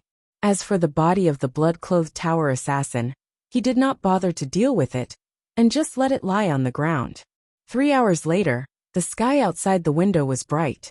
Ji Tianxing condensed a new sword qi and stored it in the Yangqi acupoint on his wrist. At present, he only had 10 sword qi in his body. His strength was 20% lower than before. But he did not care so much and did not have time to continue condensing the sword qi. Before the guests in the inn woke up, he took the bag and the blood dragon sword and quietly left the Laifu Inn. The Tai Mountains were located in the south of the town. The entrance was a deep canyon. After Ji Tianxing left the town, he quickly rushed to the entrance of the Tai Mountains. For him, the best choice at present was to escape into the Tai Mountains. Even if there were many fierce beasts and monsters in the mountains, it was safer than staying in Tai Town. Anyway, the Tai Mountains were vast and boundless, with dense vegetation and deep forests. If the blood-clothed tower assassins wanted to find him, it would be like looking for a needle in a haystack. 4 hours later, Ji Tianxing entered the canyon and rushed along the deep canyon to the depths of the mountains. The moment he entered the Taiyi mountain range, he could clearly feel that the moist air contained dense heaven-earth essence qi, causing his pores to open up. The jungles on both sides of the canyon were verdant and lush. As far as the eye could see, there were towering trees. The ground was also covered with dense thorns, flowers, and other vegetation. Ji Tianxing walked in the canyon, feeling the gentle breeze blowing against his face. Hearing the cries of birds and beasts coming from the forest on both sides, he felt relaxed. Even though the Taiyi mountain range is dangerous, it's a treasured place that's filled with the energy of the heavens and the earth. If I cultivate here all year round, I'll definitely be able to obtain twice the results with half the effort and swiftly improve my strength. We've only just entered the mountain range, and it's already so refreshing. Wouldn't it be even more delightful if we were to find the spirit veins in the mountain range? Thinking of this, he took out an iron box from his bosom and took out the psychic star chart. The pointer on the psychic star chart swayed gently, and after swaying back and forth a few times, it steadily pointed straight ahead. Ji Tianxing understood that the psychic star chart pointed in the direction of the spirit veins, where the heaven-earth essence qi gathered. Most of the rare natural treasures grew near the spirit veins, where the heaven-earth essence qi gathered. So he sped up and rushed in the direction pointed by the psychic star chart. In the afternoon, Ji Tianqing finally walked out of the canyon and climbed a mountain that was thousands of feet high. It was the hottest time of the day, and the scorching sun high in the sky was particularly dazzling. However, Ji Tianqing did not feel hot as he walked through the jungles on the top of the mountain. Instead, it was very cool and comfortable. Even if he did not look at the psychic star chart, he could clearly feel that the heaven-earth essence qi on this mountain was abundant, which was very suitable for cultivation. However, this was not the real spirit veins. Ji Tianqing took out some dry food from the package and ate 2 mouthfuls casually. After resting for a while, he continued to climb the mountains and rushed to the depths of the mountain range. As time went by, 4 hours passed quickly. In the evening, Ji Tianqing had climbed over 3 mountains in a row and climbed up an even more majestic giant mountain. This giant mountain was about 2,000 feet high, and the top of the mountain was shrouded in white clouds and thick fog, which did not dissipate even when the mountain wind blew. Seeing that the sun was about to set, Ji Tianqing stayed halfway up the mountain and prepared to spend the night on this giant mountain. According to the instructions of the psychic star chart, this giant mountain was a treasure land where the heaven-earth essence qi gathered, and it was easy to find rare herbs and exotic flowers and fruits. Moreover, it was extremely dangerous to walk in the mountain range at night. A martial artist who had the heaven-earth essence qi in his body was like a bright lamp in the dark night, and would definitely attract the besiegement of countless fierce beasts and monstrous beasts. Before it got dark, Ji Tianqing found a relatively dry cave halfway up the mountain.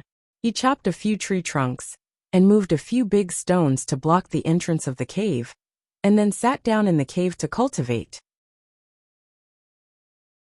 Night fell, and the sky was filled with stars, but the mountain was so dark that one couldn't even see one's own fingers. From the mountains and forests in all directions, there were frightening roars of monstrous beasts, which made one's hair stand on end. Ji Tianqing concentrated on condensing sword qi, and after cultivating for an hour, he found that the heaven-earth essence qi on this mountain was abundant. He could clearly feel that the endless heaven-earth essence qi was like a tide, surging from all directions and gathering in his body. The effect of cultivating in this mountain was twice as good as cultivating in the secret room of the Ji Mansion. In the past, when he cultivated in the secret room of the Ji Mansion, he needed 6 hours to condense sword qi. However, in this simple and crude cave, he only used 4 hours to condense a strand of sword qi. 8 hours later, in the middle of the night, he successfully condensed 2 sword qi and recovered the strength of 12 sword qi. He stopped cultivating, hugged the blood dragon sword in his arms, and leaned against the cave wall to rest, waiting for dawn to come. But the terrifying roars of monstrous beasts kept coming from all directions, making him unable to sleep. His nerves were tense, and he did not dare to let down his guard. Occasionally, there would be all kinds of muffled sounds, as if there were huge monstrous beasts fighting each other. He even felt the ground shake a few times, as if there were huge monstrous beasts running in the mountain. Ji Tianqing originally thought that the monstrous beasts would gradually calm down, but he did not expect that the monstrous beasts' roars coming from all directions would become denser, and all kinds of loud noises would become closer. He finally realized that something was wrong, and clenched the blood dragon sword with both hands, listening to the movements outside the cave. Suddenly, a pair of walnut-sized scarlet eyes appeared in the darkness outside the cave. An extremely dangerous aura came, accompanied by a thick smell of blood. Ji Tianqing looked out through the crack in the cave, and vaguely saw a fiery red monstrous beast that looked like a tiger squatting outside the cave, staring at the cave entrance. Oh no, that monstrous beast found me.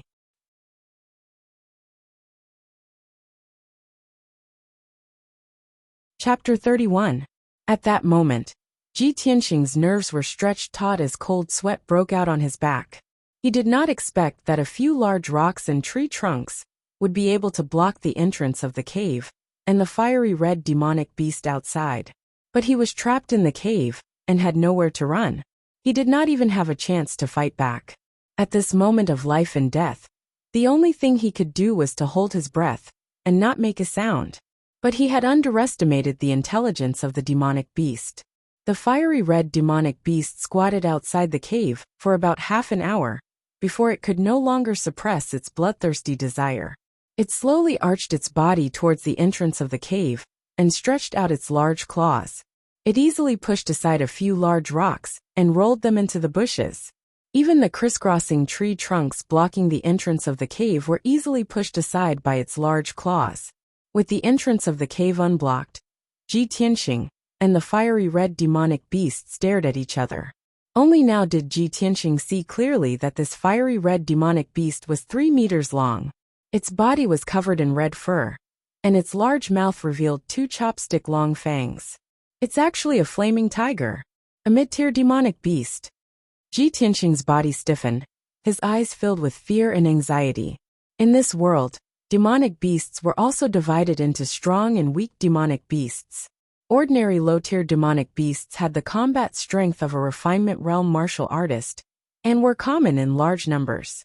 A mid-tier demonic beast's combat strength was basically the same as a true energy realm martial artist, and could use the yuan qi of heaven and earth to attack. A high-tier demonic beast's combat strength was equivalent to a mystic comprehending realm martial artist. As for the stronger demonic beasts, they had already formed their demonic core, and were powerful martial artists. Their strength was equivalent to a origin core martial artist. Ji Tianxing could clearly feel that this flaming tiger's strength was at least at the 5th level of the true energy realm. Looking at the flaming tiger, his expression was grave as he muttered to himself, "I'm really unlucky to encounter a mid-tier demonic beast on my first day in the mountain. This is a flaming tiger comparable to the 5th level of the true energy realm. If I'm not careful, I'll lose my life." The flaming tiger's scarlet eyes stared at him, revealing a bloodthirsty look as saliva dripped from its mouth. It approached the cave entrance step by step, and stretched out its claws to grab Ji Tianxing out of the cave. The cave was too small, and Ji Tianxing had nowhere to hide. At this critical moment, he gritted his teeth and made up his mind. With a low shout, he brandished his sword and rushed out. "Damned beast, get out of the way." The blood dragon sword was unsheathed and drew a cold light in the night sky, ruthlessly slashing at the flaming tiger's claws. The flaming tiger was very vigilant. It wasn't in a hurry to kill Ji Tianxing with all its strength. It immediately withdrew its claws. Using the flaming tiger's claws, the flaming tiger's flaming tiger, the flaming tiger, the flaming tiger. The flaming tiger let out 2 angry growls and chased after him like an arrow leaving the bow.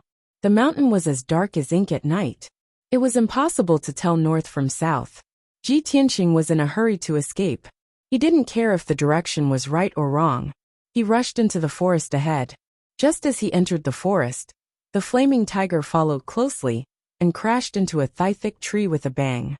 The flaming tiger's speed slowed down a bit, and the big tree was also broken on the spot. Crash! It fell down in the forest. Ji Tianxing was so shocked that his eyelids twitched. He roared in his heart, "What a terrifying strength!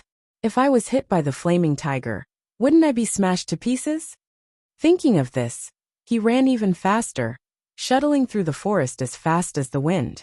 No matter how the thorns and branches hit his body and cut him, he didn't care at all. However, the flaming tiger was the overlord of the mountain.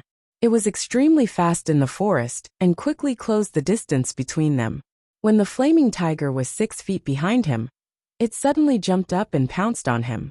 At the critical moment, Ji Tianxing jumped more than 10 feet into the air and landed on the top of a tree. He narrowly avoided the disaster. Bang! The flaming tiger missed its target, and its front paws smashed into the ground, creating a crater that was more than a foot deep. Dust and bits of grass flew all over the place. Ji Tianxing continued to run. He was out of breath. His face was pale as he gasped for breath. His clothes were soaked. After 20 breaths, he ran for 2 miles, but still couldn't shake off the flaming tiger. Not only that, something even more terrifying happened. The other demon beasts in the forest were alarmed and chased after him. A wind wolf and 2 fire bears also joined the team and chased after the flaming tiger. "A flaming tiger almost took my life. Now there are 3 mid-level demon beasts. God, can't you give me a way out? Ji Tianqing roared with grief and indignation. His heart was shrouded in a layer of despair.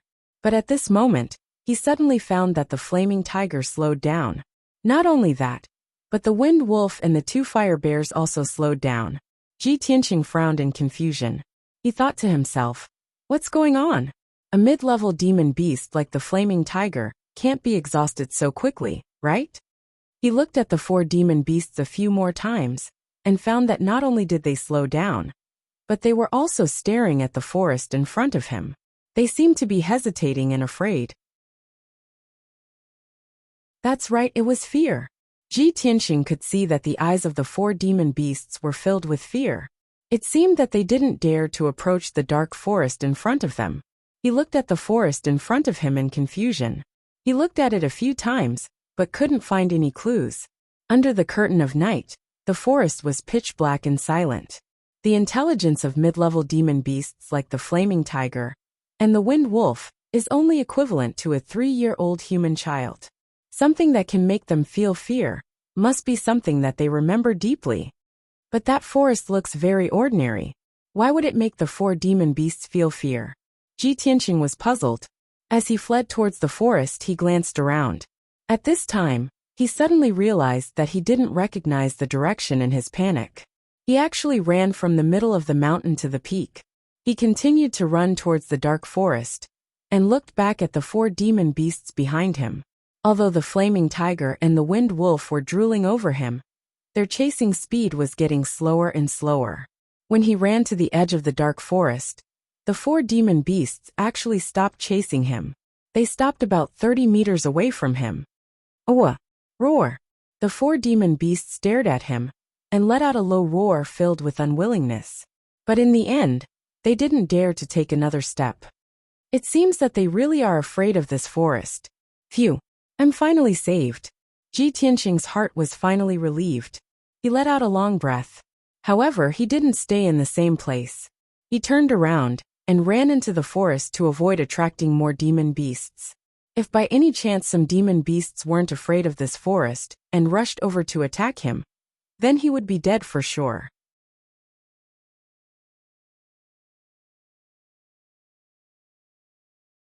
Chapter 32. Ji Tianqing walked through the dark forest for a while, and found that something was wrong. From the outside, it looked like an ordinary forest. But after entering the forest, he found that there were only towering trees in the forest. There were no thorns or bushes. There were no weeds or flowers growing on the ground.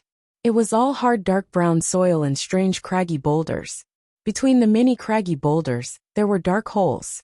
He didn't know how deep they were, or what was hiding inside. Most importantly, there were no traces or sounds of demon beasts in this forest. There were no birds or even the sounds of insects. It was too quiet. The huge forest was completely silent, as if there were no living things in it. Ji Tianqing kept his guard up. While walking through the forest, he looked around. He recalled the fearful eyes of the four demon beasts, and suddenly guessed the reason why they were afraid of this forest. This forest is so quiet. I'm afraid there is something strange. At this moment, not far behind him, under a craggy boulder, an icy blue light suddenly lit up. It was a beam of ice blue light that was as thick as an arm. It came out from the dark hole under the huge rock, and silently reached behind Ji Tianqing like a tentacle. Before he could react, the icy blue light wrapped around him, and wrapped around his body at an incredible speed, wrapping him up like a dumpling. What the hell is this? Ji Tianqing was shocked. He subconsciously let out a low shout, and struggled with all his might. But the icy blue light was indestructible, and its strength was terrifying. He couldn't break free at all. Swish! The icy blue light pulled him like a tentacle, and dragged him into the dark hole under the boulder. Ji Tianqing only felt his vision turn black. He fell into a dark bottomless abyss and fell down at an extremely fast speed. After a few breaths, but it felt like a few months, his falling speed finally slowed down. Vaguely, he seemed to see a layer of icy blue bubbles appear under his feet. Then he passed through the layer of huge bubbles, and entered a vast and empty cave. Buzz! Just as he was about to hit the ground, the icy blue brilliance around him suddenly tightened, and hung him in the air. It finally stopped. If you don't stop, I'll fall to the ground and die. Ji Tianxing looked at the rocky ground not far from his feet, and finally breathed a sigh of relief. He calmed down and turned his neck to look around. This was a dimly lit cave that seemed to have been artificially excavated. It was about the size of the Ji mansion. Even if it could accommodate over 10,000 people, it wouldn't feel crowded. The ground of the cave was made of dark brown rocks. It was rough and uneven, and there were large protrusions of sharp edges in many places. The brown walls of the cave were relatively flat, and there were glimmers of light on the walls, like the light of some ores or gems. As for the top of the cave, Ji Tianxing looked up and was stunned. He saw that in the dark sky above his head, there was a huge ice-blue demonic beast. It was a huge beast that was over 100 zhang long. Its whole body was covered in icy blue fur, and it looked like a fox. But that fox was as big as a palace. Its whole body was icy blue, and it had 12 furry tails. When Ji Tianxing saw Yun Yao's spirit crane, he was already surprised and shocked. But now, it seemed that the spirit crane was simply a pitiful little thing compared to the ice-blue fox above his head. Is this a high-level demonic beast? Or a big demonic beast that has condensed a demonic core? Could it be the legendary king of demonic beasts, the nine-tailed demonic fox? But it has 12 tails. Ji Tianxing tried his best to remain calm, and secretly speculated. If it wasn't for the constant pain from the wounds on his body that let him know that everything in front of him was real, he would have suspected that he was dreaming. Now he finally understood why the 4 demonic beasts didn't dare to approach the forest on the mountain peak. It turned out that there was a huge cave hidden here, and in the cave, there was a shocking and terrifying giant beast. As Ji Tianxing stared at the giant ice-blue fox, the giant ice-blue fox was also looking at him from above. Ji Tianxing could clearly see that in the giant ice-blue fox's huge silver eyes, there was a mocking sneer that only humans could have. Hee, my food, have you seen enough? Suddenly, the giant ice-blue fox opened its mouth to speak. Its tone was as mocking as its eyes. Ji Tianxing was dumbfounded. He cried out subconsciously, You can speak human language. The giant ice-blue fox smiled and squinted its eyes. Its eyes were long and narrow like willow leaves, and there was a sense of cunning. With my intelligence and strength, what's so strange about me being able to speak human language? Ji Tianxing suppressed the shock in his heart and quickly asked. Legend says that the king of demonic beasts, the nine-tailed demonic fox, can speak human language, and can even transform into a human form to charm humans. Are you the legendary nine-tailed demonic fox? Nine-tailed demonic fox? The giant ice-blue fox curled its lips and said in a disdainful tone. Puffed. How can such a low-level demonic beast be compared to me? Ji Tianxing was silent, and his heart was heavy. He thought to himself, the legendary demonic fox's strength is comparable to a master of the sky origin stage. Is this ice fox beyond the demonic fox's level? I don't know if I'm too lucky or too unlucky. I can't believe I've met such a legendary top master. At this moment, the giant ice-blue fox slowly twisted its body, opened a pair of ice-blue wings hidden under its belly, and flew down from the sky. My prey, I haven't tasted human flesh for many years.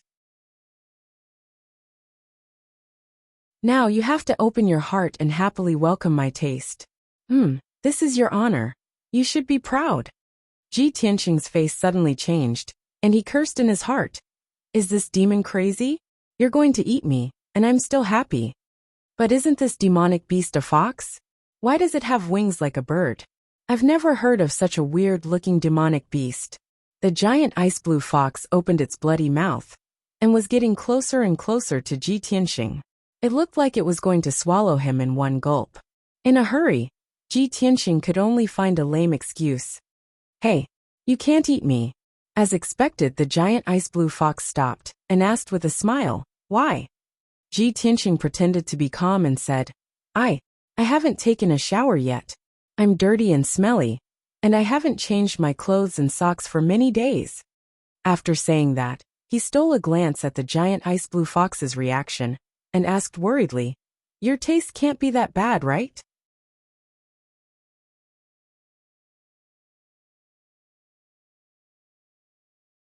Chapter 33.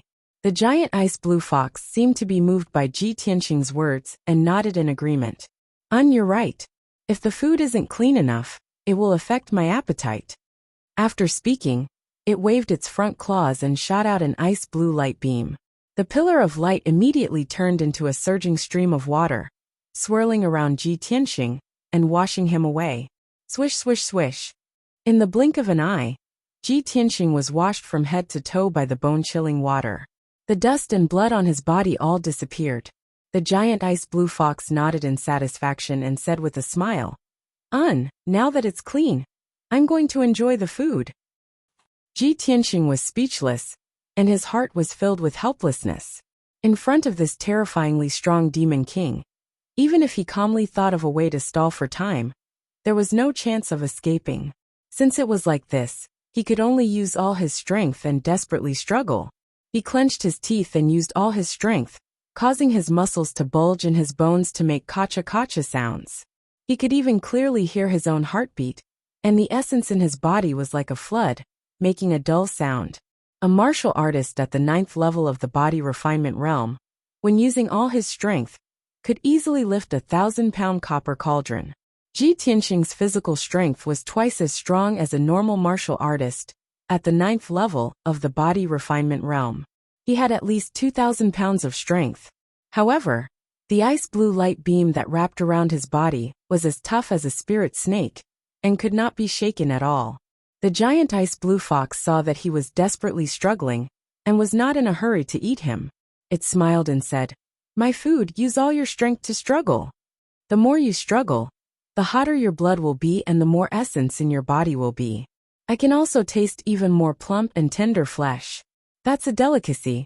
I like to see my prey tenaciously struggle and then be swallowed into my stomach in despair." Hee hee hee hee. The giant ice blue fox's smile was very cunning.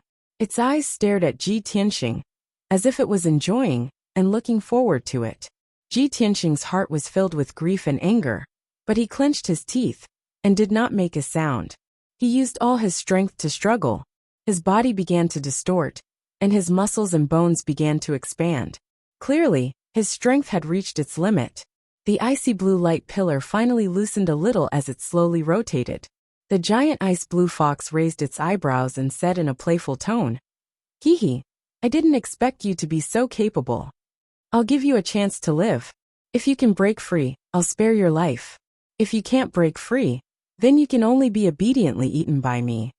Ji Tianqing saw a glimmer of hope for survival. He desperately erupted with an even more violent power, and his skin turned crimson red.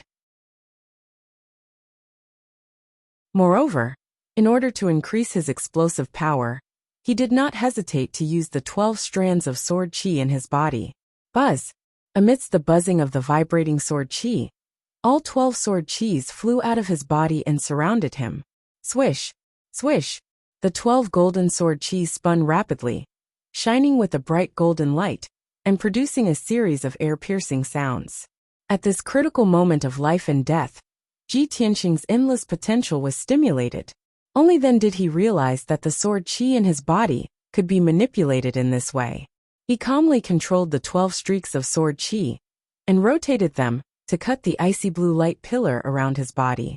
Ding! Ding! Dang! Dang! However, when the 12 streaks of sword qi hit the icy blue light pillar, there was a series of crisp sounds, but there was no effect. The icy blue light pillar was indestructible. No matter how sharp the sword qi was, it could not be shaken. After all, Ji Tianqing's ability was far inferior to the giant ice blue fox's. The difference in power level was like heaven and earth. In a short period of time, Ji Tianqing's mind could not take it anymore. It was difficult for him to control the 12 streaks of sword qi. Swish! Swish! The 12 streaks of sword qi went back into his body and hid in the 12 acupuncture points. Ji Tianqing's strength and mind were both exhausted. He only felt that his vision was turning black, and his consciousness was becoming blurry.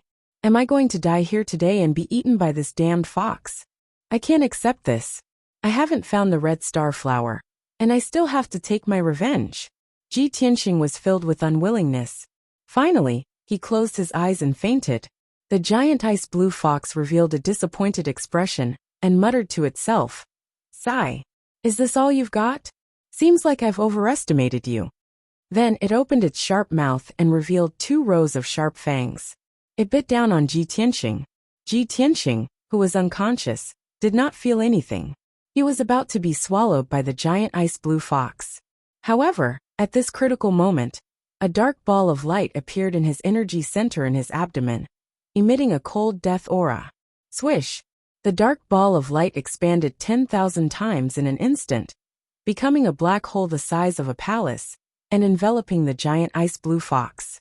The black hole emitted a cold death aura, and an extremely powerful and mysterious aura. The giant ice blue fox was so frightened that its expression changed drastically. Its silver eyes were filled with fear. What is this? It could not help but scream. Instinctively it retreated, trying to get away from the mysterious black hole. However, the black light in the black hole spun rapidly, emitting a terrifying devouring power that enveloped the giant ice blue fox. The giant ice blue fox could not move. Its eyes were filled with fear as it floated in the air. It could only endure the devouring power in despair. Countless rays of ice blue light flew out of its body and flew toward the black hole, like a dense rain of arrows. They were all swallowed by the black vortex. The giant ice blue fox immediately felt that the majestic power in its body was quickly draining away, and its body was gradually shrinking. That black hole, it wants to devour my power. Ah, no. Damn bastard. How can this be? The giant ice blue fox was angry and frightened. It glared at Ji Tianxing with fire in its eyes. It hated him to the core. However, Ji Tianxing was unconscious. He floated in the air without feeling anything, and was unaware of all this. The giant ice blue fox's power was draining faster and faster, and its body was shrinking at a speed visible to the naked eye. After an hour, 40% of its power had been drained away, and its body had shrunk by half. After 2 hours, 80% of its power had been drained away, and its body had shrunk to the size of a room. The black hole was still enveloping it, and it continued to absorb its power, causing its body to shrink even further. Not only that, the giant ice blue fox was horrified to find that the mysterious black hole was not only devouring its power, but it was also devouring the chi of heaven and earth in the cave. The terrifying devouring power caused a strong wind to blow in the huge cave, and it swept through the cave walls and the ground. There were many gems on the cave walls that contained the chi of heaven and earth. The chi of heaven and earth in the gems had been completely devoured by the black hole, and the sparkling gems had become useless stones. Something even more terrifying happened. The cave began to shake violently. Cracks began to appear on the walls of the cave, and countless rocks began to roll down. The ice blue bubble that enveloped the entire cave began to shake violently, and cracks appeared on it. Kacha kacha. The sound of something breaking could be heard. Rumble, rumble, rumble, rumble. The loud sound reverberated in the cave. The entire mountain started to shake. The earth quaked and the mountain swayed. The giant ice blue fox was terrified to the extreme. How can this be? What is that black hole? Could it be that the black hole is going to destroy the barrier set up by that person?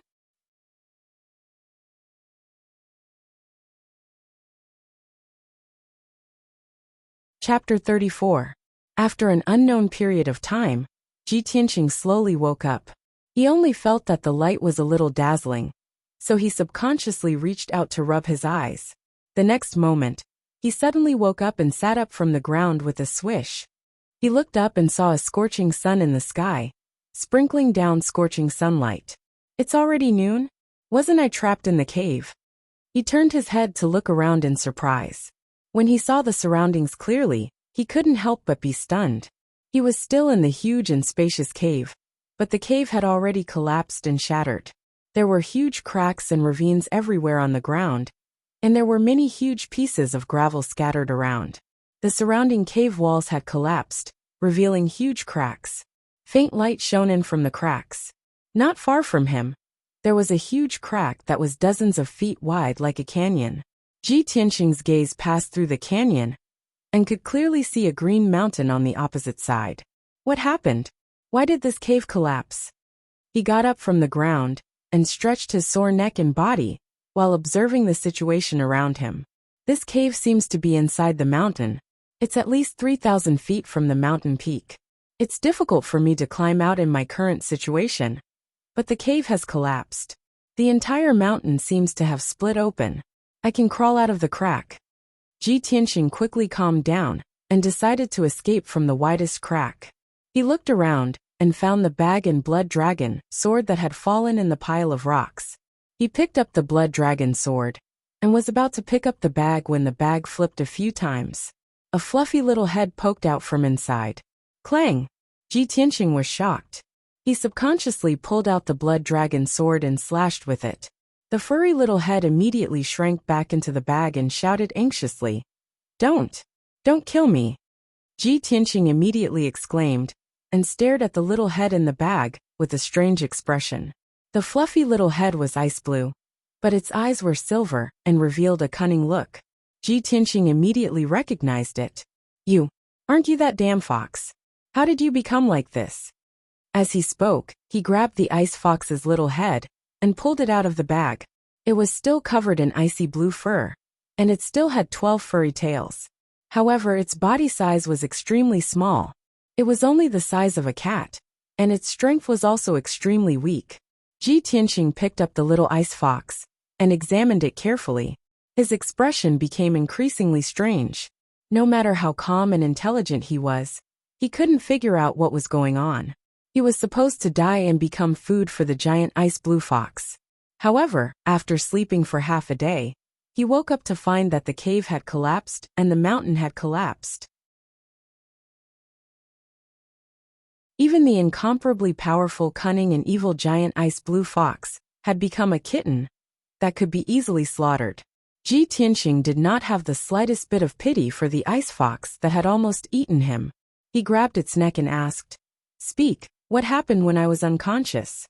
Little ice fox rolled her eyes and thought to herself, it seems that this guy still doesn't know about the mysterious black hole. I can be saved. It struggled symbolically and said angrily, I can tell you what happened, but you have to promise not to kill me. Ji Tianxing frowned and sneered. You still dare to negotiate with me? Do you believe that I won't kill you now? After saying that, he pressed the tip of the blood dragon sword against Little Ice Fox's head. Little Ice Fox was not afraid at all. She raised her little head proudly and said disdainfully, If you kill me, you will never know the truth. That matter is very mysterious and very scary. It must be your biggest secret. Don't you want to know why? Ji Tianxing was a little hesitant and silently put down the blood dragon sword. The cave collapsed, the huge mountain shattered. The Demon King Realm giant ice blue fox turned into a kitten and lost all her power. Were all these strange things related to him? Of course, he wanted to know the truth. Little Ice Fox saw him put away the blood dragon sword and pondered with a face full of doubts. She smiled proudly and said, If that's the case, I'll take it that you agree. You can't go back on your words. Ji Tianxing glanced at her and shouted, Cut the crap and tell me. Little Ice Fox curled her lips unhappily and said slowly, After you fainted, a black hole suddenly appeared in your body and swallowed all my power. So, I became like this, you despicable bastard. Black hole. Ji Tianxing was slightly stunned, and a strange look flashed in his eyes. He instantly understood that the black hole that Little Ice Fox was talking about was the black hole in his dantian. It must be Kenshin's tomb in the black hole that saved him at the critical moment and swallowed Little Ice Fox's power. I didn't expect Kenshin's tomb to have such a magical effect. When I go back, I must study it carefully. Ji Tianxing made up his mind and asked Little Ice Fox, What's going on with this cave? Little Ice Fox blinked and said without hesitation, I don't know.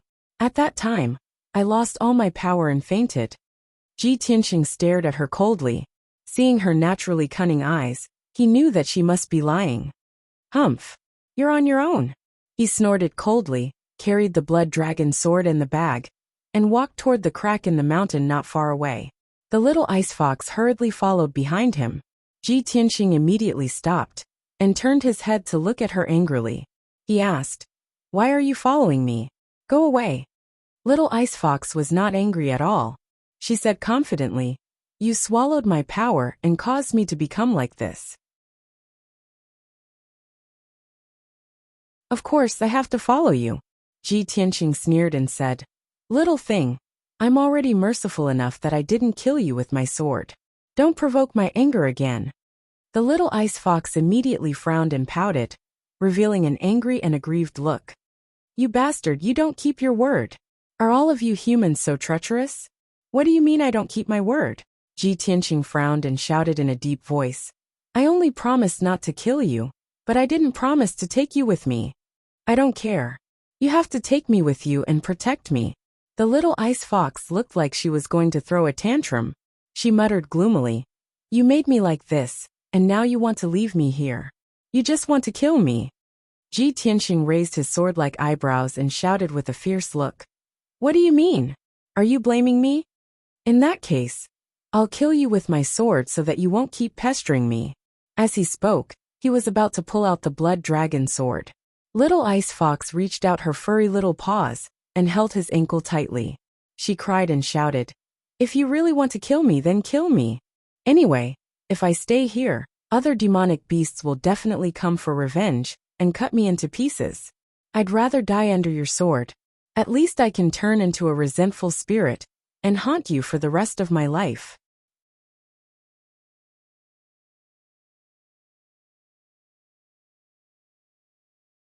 Chapter 35.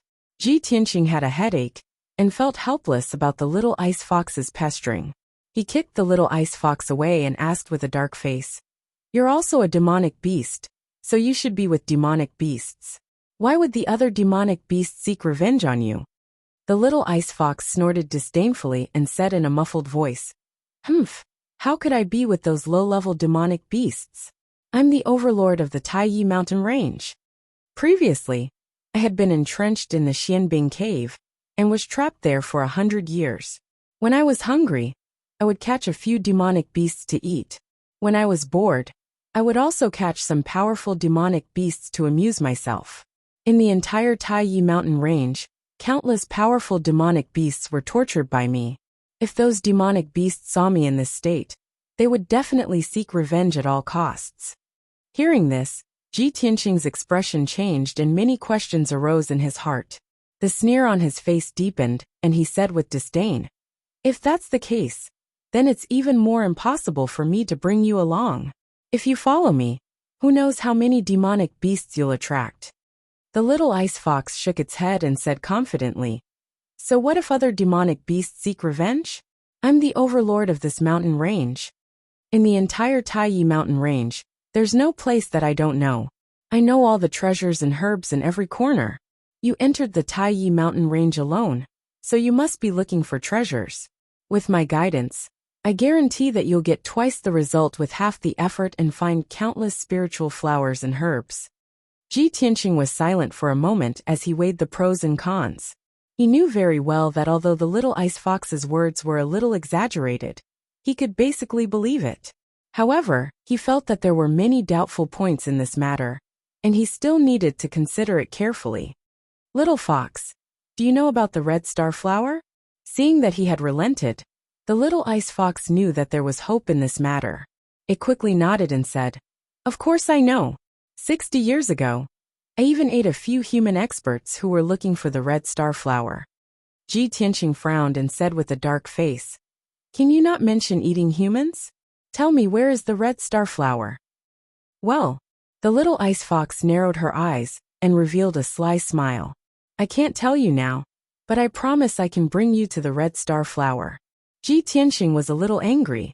He couldn't wait to beat up this cunning little ice fox.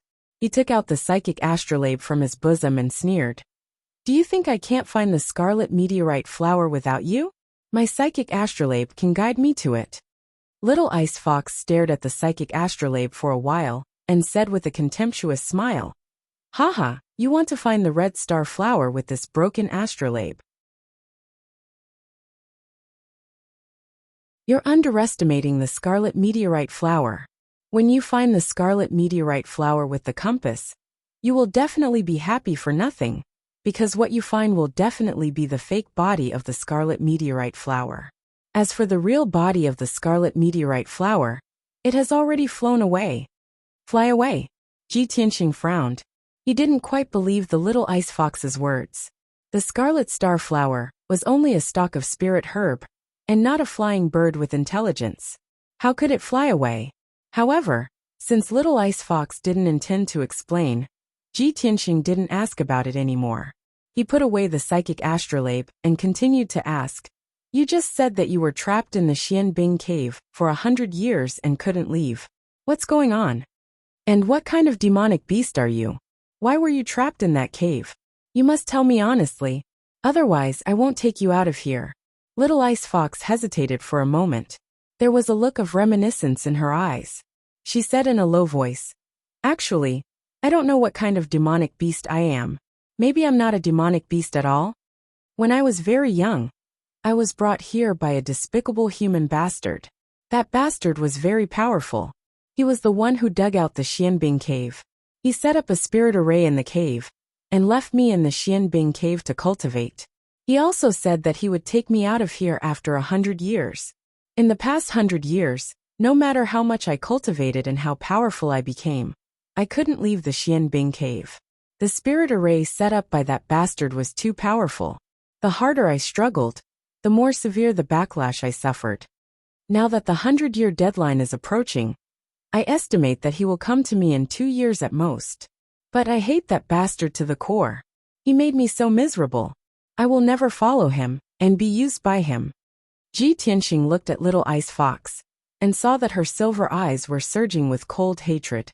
He thought to himself, "The legendary demonic beast kings are all old monsters who have cultivated for hundreds or thousands of years. This Little Ice Fox has only cultivated for 100 years, but she already has the strength of a demonic beast king. It seems that she is not an ordinary demonic beast. Although she is following me now, she will definitely find ways to kill me after she recovers her strength. After I find the red star flower, I will get rid of her, so that I don't have to bring this disaster by my side. Sooner or later, my life will be in danger." After making up his mind, Ji Tianqing left the cave with Little Ice Fox and entered the huge crack in the mountain. Although Little Ice Fox had lost her power and became small and weak, but the Xianbing cave and the spirit array had been destroyed, she had finally regained her freedom and was in an extremely happy mood. Ji Tianqing held the blood dragon sword and carried the cloth bag on his back. She entered the bag and only revealed her small head to look around. Occasionally, she would chat with Ji Tianqing. An hour later, Ji Tianqing passed through the huge crack and crawled out of the pile of rocks. He finally returned to the mountainside. He turned to look at the peak of the mountain and saw that the entire mountain had split open. The peak of the mountain had completely disappeared, as if it had been cut off into thin air. Originally, the entire mountain was covered by a dark green forest. But now more than 10 huge yellow gullies were exposed. He could clearly see the rock layer in the mountainside. Such an earth-shattering movement is simply like a natural disaster. It's definitely not something that can be done by humans. Ji Tianqing was a little touched and shocked. He increasingly felt that the Kenshin's tomb in his body was mysterious and powerful. At this moment, a huge spiritual crane that was as white as snow was gently flapping its huge wings. It flew leisurely from high up in the sky and flew into the depths of the mountain range. Ji Tianqing immediately raised his eyebrows. A hint of surprise flashed through his eyes. He muttered softly, "She's here too? Is she also here for the red star flower?" Although he recognized the spiritual crane, he did not see the figure of the beautiful woman in white. However, he knew that Yin Yao must have come to the Taiyi Mountains. Little Ice Fox also poked her head out and looked up at the spiritual crane in the sky. She smiled and said, "Oh, the chick on the back of that spiritual crane is pretty good. Breasts, long legs, fair skin, and beautiful. If I can marry her, I don't know how many people will be jealous." TSK. Her tone was a little flirtatious, but it was more of a teasing tone. After saying that, she even glanced at Ji Tianqing with a coquettish look. Ji Tianqing immediately frowned and knocked her little head with the scabbard. He said angrily, "You perverted fox, where did you learn such frivolous words? If she hears you, she'll definitely skin you alive and stew you to eat. But your eyesight is so good? You can actually see the woman on the back of the spiritual crane from so far away." Little Ice Fox raised her little head and said proudly, "Of course. Not to mention that it's daytime now. Even if it's dark at night, I can see everything within a 10-mile radius clearly. But these are not worth mentioning. If I can recover my strength, you can't imagine how terrifying my strength and means are."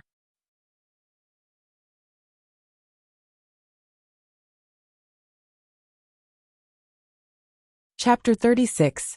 After leaving the collapsed mountain, Ji Tianxing brought the ice fox to the depths of the mountain range. While he was on his way, he was still silently calculating in his heart. Today should be the day when the red star flower blooms. The martial artists in Tai Town must have entered the mountain. I have to find the red star flower as soon as possible. Otherwise, it will be troublesome if the other martial artists get it. However, the Tai mountain range was very vast. It stretched for thousands of miles, and there were many high mountains in the mountain range. Even though Ji Tianxing had the psychic astrolabe, he could not find the place where the red star flower grew in a short time. In his anxiety, he asked the ice fox, "Little fox, which mountain is the red star flower on?" The ice fox was sleeping in the bag.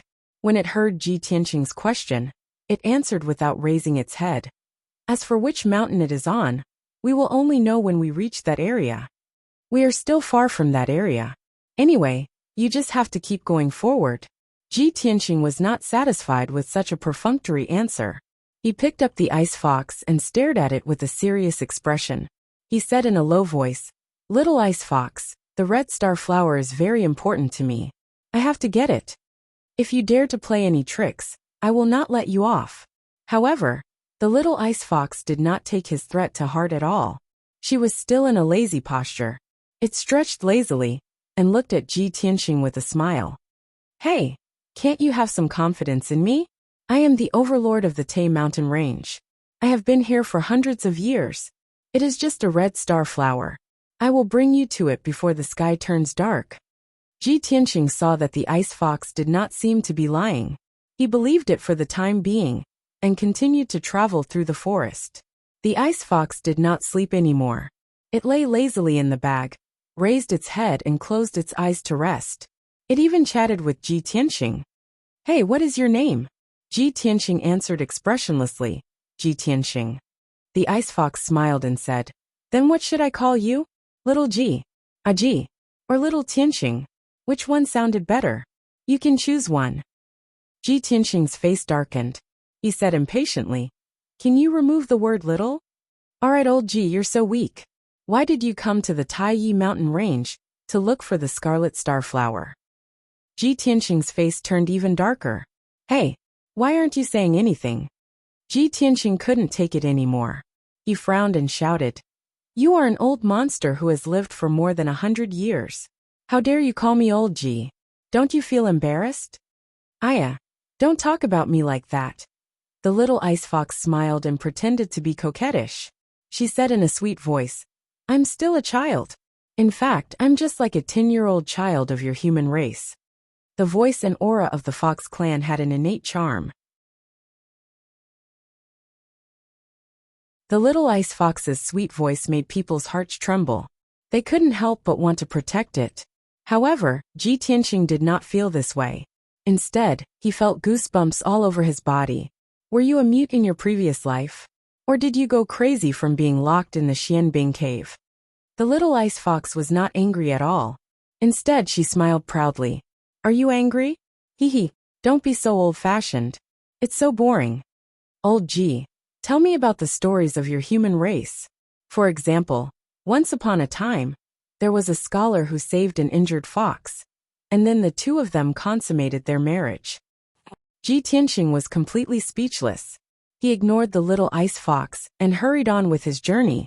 He muttered to himself, "No wonder the demon foxes in the legends are so cunning. This little ice fox has only lived for 100 years, but she has such a sharp tongue. If she is allowed to grow for 300 to 500 years, won't she be able to bring disaster to the country and its people?" Unknowingly, 6 hours had passed. Ji Tianqing hurried on with his journey. He crossed 7 mountains and finally entered the depths of the Taiyi mountain range. Although he was strong and had great endurance, he could travel through forests and mountains as if he was flying. However, he had been hurrying on with his journey for such a long time. He was drenched in sweat and had used up a lot of his energy. In the evening, he stopped at the foot of a tall mountain and sat beside a small stream to rest. He took out a water bottle and dry food from his bag. He ate a few pieces of beef jerky and drank a few mouthfuls of clear and sweet mountain spring water. His energy recovered by a lot. The little ice fox also took out 2 pieces of jerky from its bag. It imitated Ji Tianqing and ate it with its little paws. Ji Tianqing rested for a while and asked, "Little fox, are you sure the red star flower is on this mountain?" The little fox glanced at him unhappily and nodded. "Of course. Why don't you believe me? I can already smell the scent of the red star flower." "Smell the scent of the red star flower?" Ji Tianqing raised his eyebrows and asked in surprise. "Are we very close to it?" After saying that, he looked around a few times. "TSK." The little ice fox curled its lips in disdain. "Stop looking. We're at least 10 miles away from the red star flower. You can smell the scent of the red star flower from 10 miles away." Ji Tianqing obviously did not believe it and looked at it with a scrutinizing look. The little ice fox raised its little head proudly and said with a smile, "I've told you before. You can't imagine how sharp my 5 senses are. Besides, the red star flower needs to absorb the essence of the sun and the moon to grow. Of course, it won't grow at the foot of the mountain. It must grow at the peak of this mountain.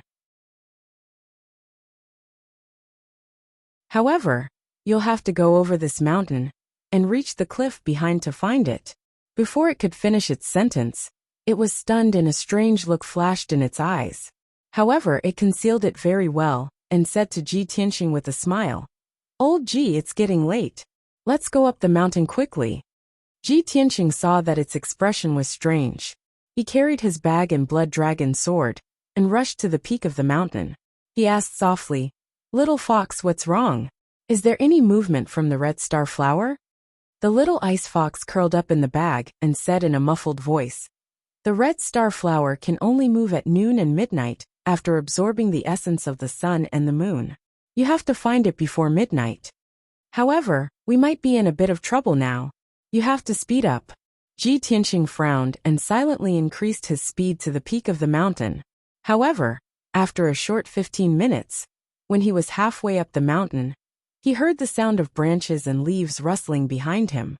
He subconsciously turned his head to look and saw a dark red monkey-like demonic beast rushing out of the forest like a gust of wind towards him. The monstrous beast was huge and was more than 3 meters tall. Its limbs were as thick as buckets, and it obviously contained a shocking amount of strength. "This is a red fire ape?" Ji Tianqing immediately frowned, and his expression became serious.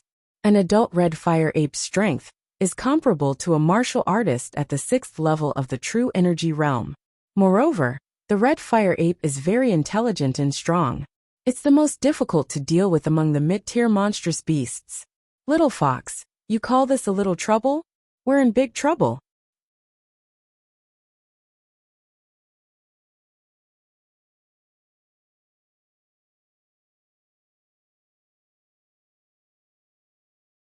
With a bang, it slapped Ji Tianqing. Ji Tianqing was immediately sent flying more than 20 feet away. He crashed into a big tree and rolled into the bushes. The clothes on his back were torn apart by the crimson fire ape's sharp claws. His entire back was covered in blood and burning pain.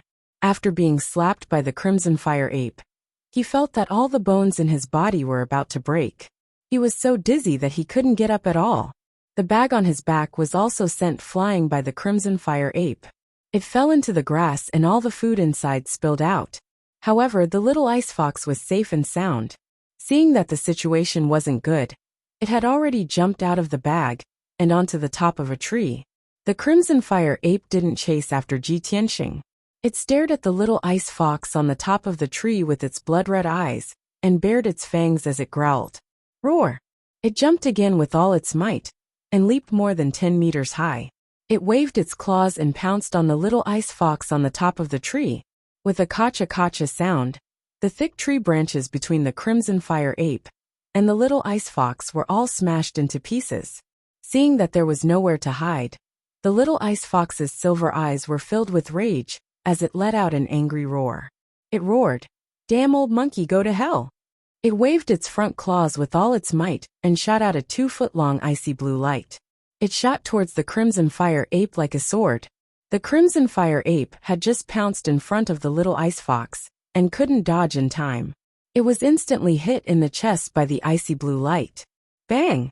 With a muffled sound, the crimson fire ape flew back from the top of the tree.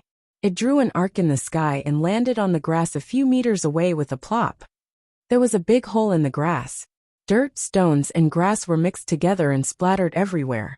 When the crimson fire ape struggled to get up, its chest was already stained with blood. There was a fist-sized bloody hole. The little ice fox had released an icy blue light and severely injured the crimson fire ape. However, the icy blue brilliance had already exhausted its power, and it immediately fell from the tree into the bushes in a dispirited manner. Seeing this, the crimson fire ape's eyes shone fiercely. It roared and pounced on the little ice fox. Ji Tianxing saw that the little ice fox couldn't escape or resist. He subconsciously rushed over to save it. However, his blood dragon sword was sent flying. Without a weapon in his hand, how could he block the crimson fire ape's attack? At this critical moment, he suddenly recalled the scene in the Xianbing cave last night. At that time, he was bound by the little ice fox's icy blue light. He struggled with all his might and managed to force out the 12 streaks of sword qi in his body. They circled around him and danced. Thinking of this, he activated the sword qi in his body with all his might and forced the 12 streaks of sword qi out of his body. Swish, swish, swish, swish. 12 streaks of golden sword qi instantly appeared and danced around him. Go! Ji Tianxing roared and controlled the 12 streaks of sword qi to attack the crimson fire ape that was 3 meters away. The crimson fire ape's chest was severely injured. Its strength was greatly reduced, and its speed of attack was also much slower. It had just rushed to the little ice fox's side and raised a pair of fan-sized palms to slap the little ice fox. At this moment, the 12 streaks of sword qi pierced over at lightning speed. It was immediately forced to withdraw its palms and quickly retreat. Swish! Swish! The sword qi slashed the crimson fire ape's shoulder and neck, leaving behind 3 thin and long wounds. Dark red blood flowed out. Although the crimson fire ape's injuries weren't serious, the 12 streaks of sword qi that were flying around it made it unable to get close to the little ice fox. It roared furiously and desperately waved its claws to attack the surrounding sword qi. It wanted to break through the encirclement of sword qi and kill Ji Tianxing. Ji Tianxing's face was as pale as a sheet of paper. He dodged backward while concentrating on controlling the sword qi to kill the crimson fire ape. The crimson fire ape kept roaring and desperately closed in on Ji Tianxing. However, it was pierced by the sword qi again and again. There were more and more wounds on its body. Ji Tianxing fought with it for a while and was drenched in sweat. He was so tired that he almost fainted. It was only now that he realized that controlling the 12 streaks of sword qi to fight was extremely taxing on his mind. With his current strength, he could only hold on for about 30 breaths before fainting. Fortunately, the crimson fire ape was severely injured. After being pierced by the sword qi, it was bleeding profusely, and its strength was quickly weakening. It only held on for about 20 breaths before it roared in grief and indignation. It turned and fled into the forest. Ji Tianxing had already exhausted his mind and physical strength. He couldn't chase after the crimson fire ape. He quickly withdrew the 12 streaks of sword qi and sat on the grass, panting heavily.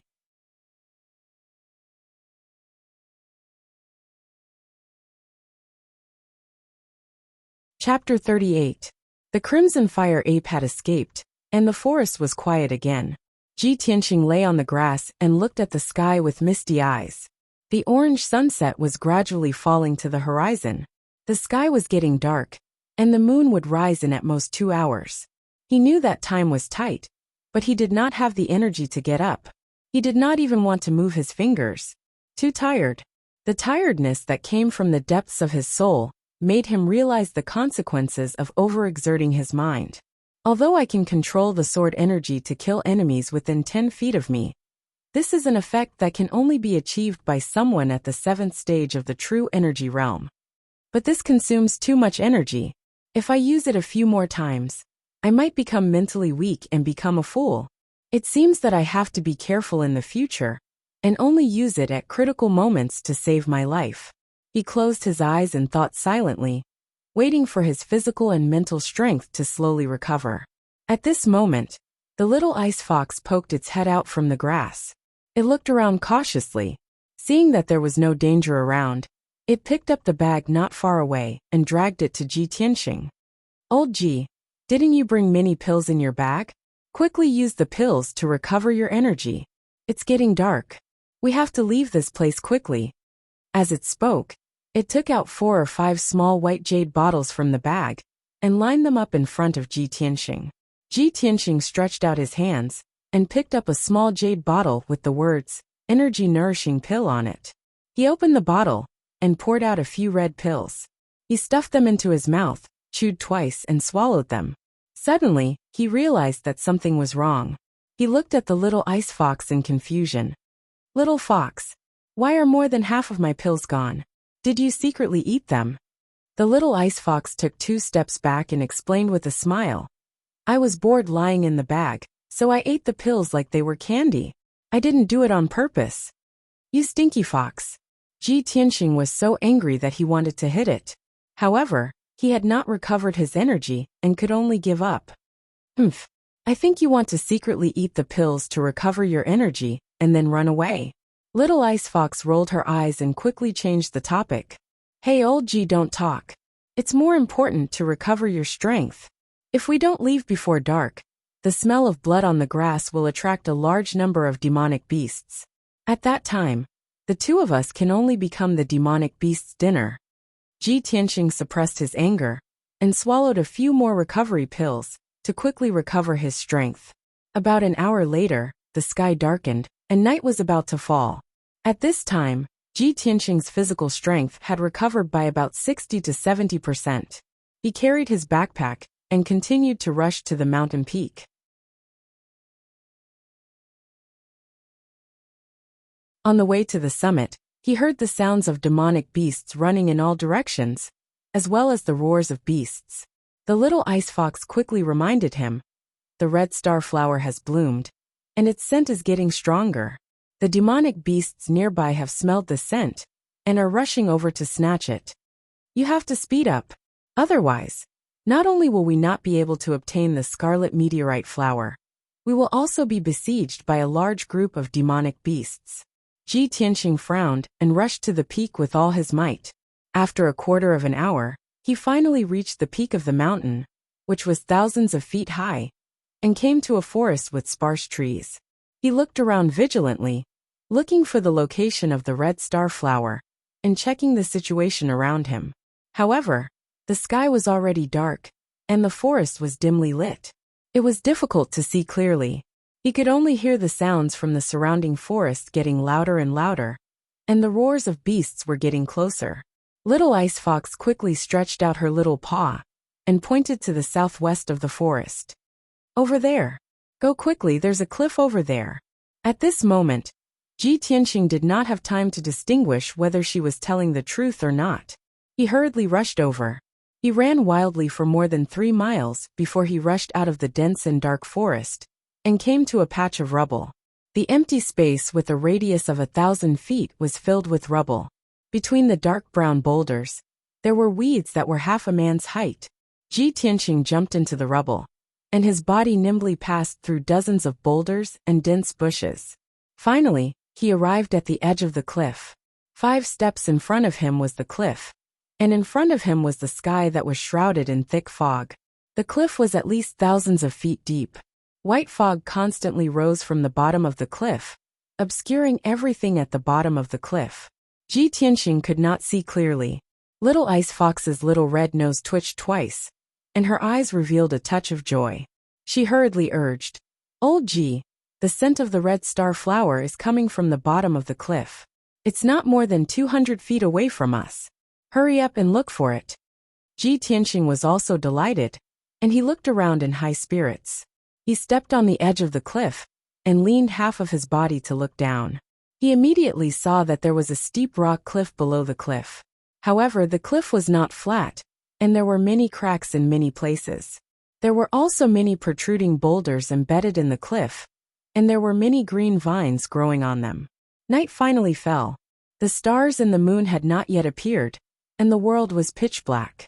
Ji Tianqing anxiously searched the area within a radius of 200 feet, but he did not see the red star flower. He did not even find a strand of strange-looking medicinal herb. Suddenly Little Ice Fox, who was lying on his shoulder, stretched out her little paw and pointed at a huge rock at the bottom of the cliff. She cried out in surprise, "Old Ji, look over there." Ji Tianqing hurriedly looked in the direction that she was pointing at, and he immediately saw that in the cracks of the huge rock, there was a faint silver light. "It's the red star flower. It must be." Ji Tianqing's spirits were lifted, and he hurriedly found a vine that was as thick as a wrist on the ground. He climbed down the cliff using the vine. Before he came to the Taiyi Mountains, he had carefully investigated information about the red star flower. The red star flower was more than 2 feet tall. Its stem and branches were dark, but its flower was silver. This flower had absorbed the essence of the sun, moon, and stars for many years. Its petals would emit a faint silver light at night, just like starlight. However, this flower only bloomed once every 60 years, and each plant only had one flower. The flower would only bloom for 6 days before it wilted. Not long after, Ji Tianqing crawled along the vines until he was about 10 feet below the cliff. His feet stepped on a big rock that protruded from the cliff. However, he was still more than 40 feet away from the huge rock where the red star flower grew. With his strength, it was impossible for him to jump over. The cliff between the two huge rocks was bare, and there was no place for him to lean on. There was only a cluster of dark green vines growing on it. The vines were only as thick as chopsticks, and they looked very weak. They could not support his weight at all.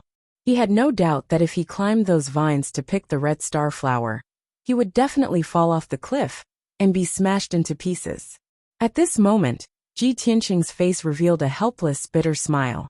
The red star flower was not far in front of him, but he could not pick it, and he could not even get close. Moreover, he could clearly hear the footsteps of demonic beasts running from the rocks above the cliff. At least 3 demonic beasts had already rushed to the edge of the cliff.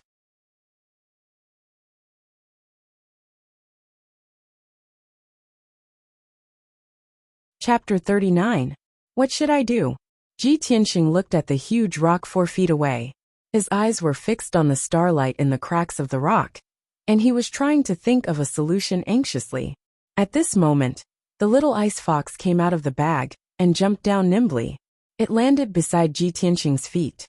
It observed the distance between the 2 huge rocks, and a smile flashed across its silver eyes. While Ji Tianqing was not paying attention, it jumped out with all its might. Swoosh! Just as it was about to fall from mid-air, it suddenly opened a pair of ice-blue wings under its abdomen and flapped them vigorously. Its figure drew an ice-blue arc in mid-air, and it flew lightly towards the huge rock not far away. Seeing this, Ji Tianqing was stunned for a moment, and immediately revealed a gratified smile. That's right. Why didn't I think of the little fox? It has wings, and it can totally fly over there. He smiled approvingly at the little ice fox, and hurriedly reminded it, "Little fox, be gentle. You must be careful." The little ice fox was flying in midair, and it turned its head to give him a playful smile. The next moment, it landed lightly on the huge rock where the red meteorite flower grew. It moved closer to the cracks of the rock, took a few glances, and stretched out its small claws to dig in the cracks. It lay on the huge rock, and its 12 furry tails were sticking out. The way it moved looked a little funny. However, Ji Tianqing ignored all this. His eyes were fixed on the cracks of the rock, and his heart was in his throat. The next moment, the little ice fox got up with all its might, turned around, and looked at him with a smile, and stretched out a pair of front claws. He saw that it was holding a silver flower in its claws. The flower was half the size of a palm, and it had 6 light silver petals that sparkled in the night sky. This was the red meteorite flower. Ji Tianqing's face was full of smiles, and he exclaimed excitedly, "I finally got it. That's great. Little fox, thank you." However, the little ice fox held the red meteorite flower, but it did not intend to return to his side. Instead, it sat on the huge rock. It looked at Ji Tianqing with a smile, its silver eyes full of ridicule. "Old Ji, do you think I will give you the scarlet star flower? Hee, I'm not your pet." The smile on Ji Tianqing's face suddenly froze. He glared at the little fox and said coldly, "Little fox, what do you mean? Don't tell me you want to snatch my scarlet star flower?" The scarlet star flower is used to repair the dantian and meridians. It's only effective for humans. It's useless for you. The little ice fox smiled and nodded. "Yes, of course I know. I don't need this scarlet star flower, but I won't give it to you so easily. Unless you can promise me 3 things. Ji Tianqing was so angry that his face turned pale. He pointed at the little ice fox and scolded, "You cruel and unscrupulous fox. I just saved your life, and now you want to negotiate with me?" The ice fox laughed even more proudly. She even said in a sweet voice, "Oh, old Ji, don't be like this. I have no choice. I want to save my life. After all, you don't trust me. I'm also afraid that you will abandon me one day, or kill me with a sword. Don't worry. My conditions are very simple. You will definitely agree." Ji Tianqing also understood that with the ice fox's cunning and intelligence, she would definitely have a backup plan. Therefore, he suppressed his anger and said with a dark face, "Then tell me your conditions first. I will consider it." That's more like it. Old Ji, you are becoming more and more to my liking." The ice fox nodded with a smile and said her conditions in a serious tone. "The first condition is that no matter when or what the situation is, you will never abandon me." Ji Tianqing furrowed his brows and pondered with a gloomy face. Seeing that he was silent, the ice fox played with the scarlet star flower with her claws. She shook her claws and tore off a light silver petal. "Oh, why did a petal fall off?" She pretended to be surprised and called out, but her tone was full of undisguised laughter. After saying that, she took the petal and waved it at Ji Tianqing a few times. When Ji Tianqing saw that a petal was torn off the scarlet star flower, his heart skipped a beat, and his face became even more gloomy. "I promise you."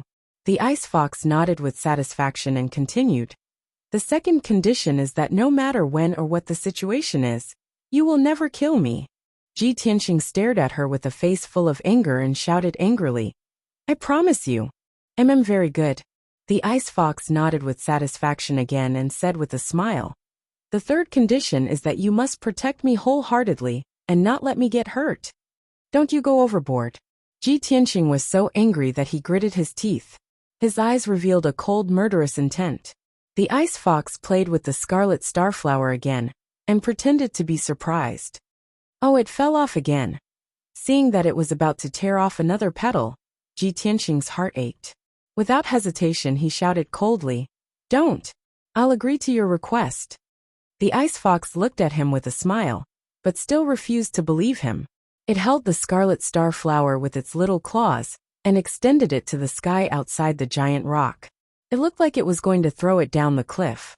"Old Ji, unless you swear to heaven and earth, I will only believe you."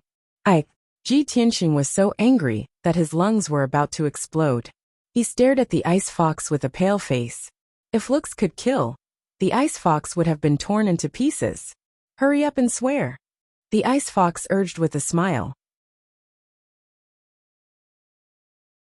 "Otherwise, I will throw the scarlet star flower down the cliff." Ji Tianqing held back his anger and said through gritted teeth, "I, Ji Tianqing, swear to heaven that I will never go back on my word after I agreed to the 3 conditions of the ice fox." The ice fox sat on the giant rock and looked at him with a smile. After listening to him, it said, "That's it? Old Ji, you are not sincere. You haven't finished the second half of your sentence. What are you talking about? What are you talking about?" Ji Tianqing was so angry that he almost vomited blood. With a black face, he scolded, Stupid fox, are you done? The ice fox did not continue to pester him. It nodded with a smile and said, "All right, seeing that you are sincere, I will believe you for now. Sigh, I am too kind and soft-hearted. Old G, you must remember the promise between us." After it finished speaking, it flapped its wings and slowly flew back to Ji Tianxing. Ji Tianxing grabbed the scarlet star flower that it was holding and carefully put it into a sandalwood box together with the petal that was torn off. Stupid fox. You. Just as he was about to grab the little ice fox and give it a good beating, the little ice fox was prepared for it. It immediately flew 20 feet into the air. Old Ji, don't be angry. Look above us first. Ji Tianxing was so angry that he did not pay attention to the situation above the cliff. Now that he had calmed down, he turned his head and looked above the cliff. His expression changed instantly. He saw that on the edge of the cliff 10 feet above him, more than 10 heads of monsters had popped out. More than 10 pairs of cold eyes were staring at him with murderous intent.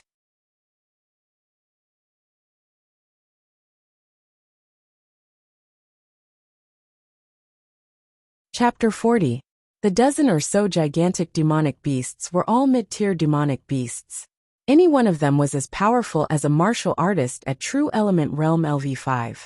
With Ji Tianxing's current strength, he could not even defeat one of the demonic beasts, let alone a dozen of them. Most importantly, he was trapped on a huge rock at the bottom of the cliff. He could neither reach the sky nor the ground. The dozen or so demonic beasts were lying on the edge of the cliff, waiting for him to escape. I'm dead. Ji Tianxing's face darkened. The joy of obtaining the red meteorite flower had disappeared immediately. He secretly held the blood dragon sword tightly and stared at the demonic beasts on the cliff. Although the demonic beasts could still restrain their desire to snatch the red meteorite flower, Ji Tianxing was still worried. If he dragged on for too long, the demonic beasts would pounce on him without regard for their lives. What should he do then? Just then, the ice fox's voice sounded behind him. Old Ji, you only have two choices now.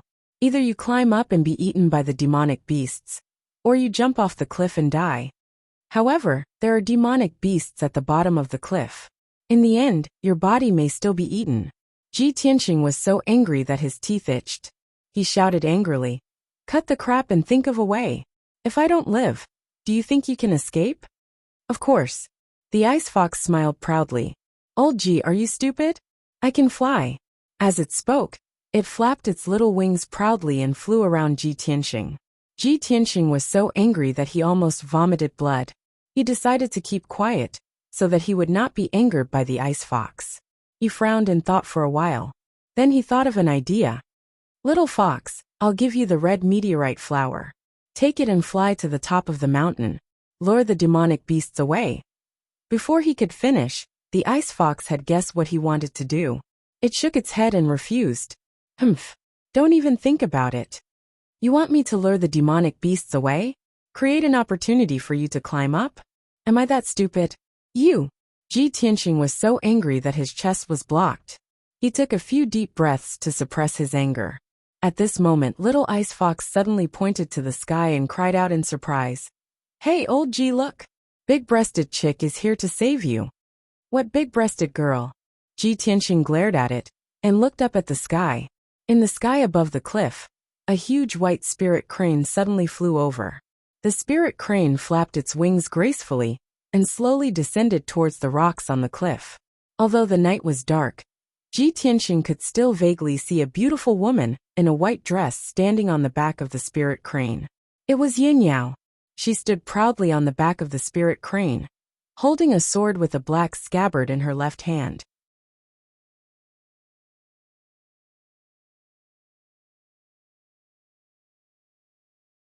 Why would a top disciple of the Sky Pillar sect like Yin Yao, the #1 genius of the Tianjin region, come to the Taiyi mountain range personally to find the red star flower? Why would a genius like her need a spiritual herb like the red star flower? Or did she have other uses for the red star flower? But no matter what, the red star flower was in his hands, and Yin Yao was determined to get it. Therefore he and Yin Yao were enemies. Ji Tianxing thought about it in silence. Then, he took out the sandalwood box from his bag and walked toward Yin Yao with the box. Seeing this, the little ice fox panicked and shouted, "Old G, what are you doing? Are you crazy? We risked our lives to get the red star flower. Are you going to give it to her? Hey, old G, calm down." The little ice fox jumped up and down anxiously and shouted at Ji Tianqing to remind him. However, Ji Tianqing turned a deaf ear to it. He walked toward Yin Yao calmly and handed the sandalwood box to her. "Miss Yin Yao, although we all want the red star flower, I won't fight with you. You saved my life in the southern suburbs of the imperial city of the Green Cloud Imperial City. Now, I'll give you this red star flower as a gift to repay you for saving my life." At this moment, Ji Tianqing was standing right in front of Yin Yao. He was so close to her. Yin Yao's beautiful face and big eyes that were as clear as autumn water were so close to him. He could even smell the faint fragrance on Yin Yao's body clearly. However, Ji Tianqing's eyes were not stunned. There was only calmness and calmness. Yin Yao looked at him deeply. Then, she reached out her fair and soft hand and took the sandalwood box. She opened the box and took out the red star flower. However, after she took the red star flower, she plucked all 5 petals without hesitation. She only took the stamen and returned the sandalwood box with the 6 petals to Ji Tianqing. "I only need the stamen. I'll return these 6 petals to you. They can still help you improve your cultivation base." After she finished speaking, she kept the stamen of the red star flower and turned to walk toward the spirit crane. She did not seem to exert any force with her legs, but her body flew a few feet into the air and landed on the spirit crane's back as light as snow. The spirit crane let out a clear cry. It immediately spread its wings and flew into the sky, flying away.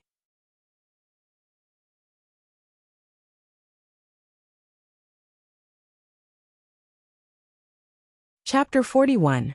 Ji Tianqing stood among the rocks, holding the sandalwood box with 6 petals in his hands. He raised his head and looked at Yin Yao's back as she left.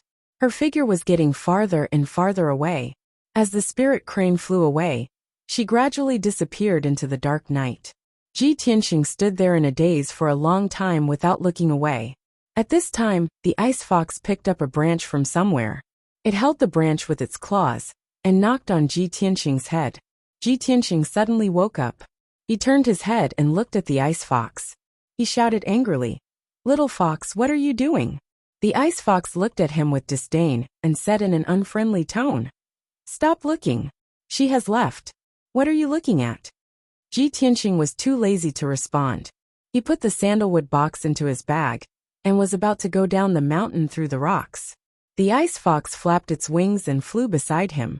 It asked in a mocking tone, "Ji, do you know her? Do you like her? Do you like her because she is beautiful? Or do you like her breasts and long legs? Gee, I don't want to nag at you. If you like her, go after her. If you can't get her, just pester her. If you keep it in your heart and don't say anything, how will she know that you like her? Gee, I look down on you. Hey Gee, why don't you say anything?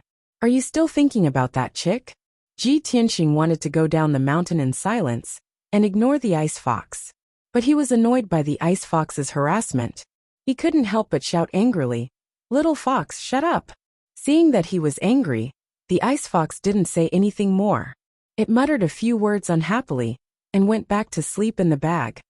"Humph, when you saw the big-breasted chick, you looked like you were obsessed with her.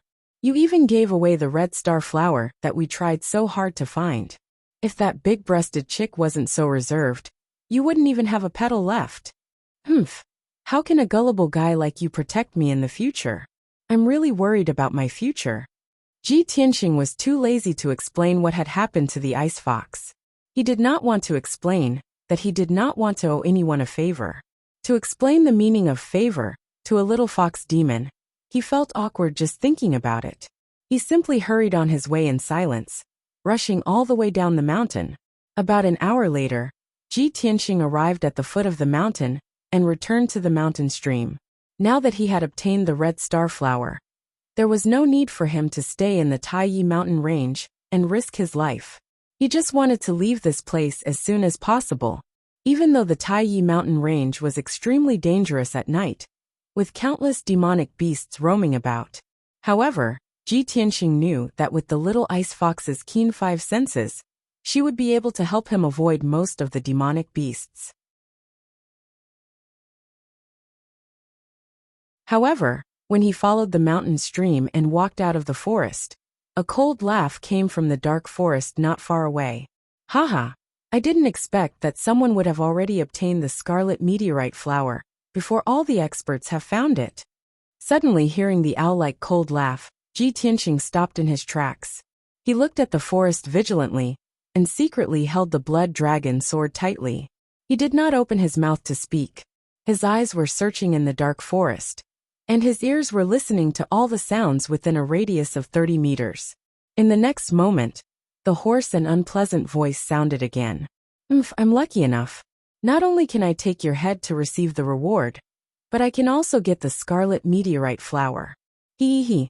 As soon as the voice sounded, 3 cold lights suddenly flew out from the dark forest and shot toward Ji Tianxing like sharp arrows. Hidden weapons. Ji Tianxing's pupils constricted. With a step, he moved 3 meters away. At the same time, he waved the blood dragon sword and slashed out a sword light. Ding ding! 2 crisp sounds burst out. 2 cold lights were slashed by the blood dragon sword and bounced off, landing in the grass. Another cold light brushed past Ji Tianxing. With an ear-piercing sound, it was nailed into a big tree not far behind him. At the same time, a black figure pounced out from the darkness and silently waved 2 sabers to stab Ji Tianxing's vital parts. The black figure's movements were very swift, like a ghost in the night. He held the 2 sharp sabers tightly in his hands. The blades were also black, and would not shine with the cold light to attract attention. Ji Tianxing instantly understood that this black figure was definitely an assassin whose job was to kill people. Swoosh! Swoosh! The 2 black sabers were in front of Ji Tianxing. Before the blades arrived, a biting cold force hit his face, causing his cheeks to hurt.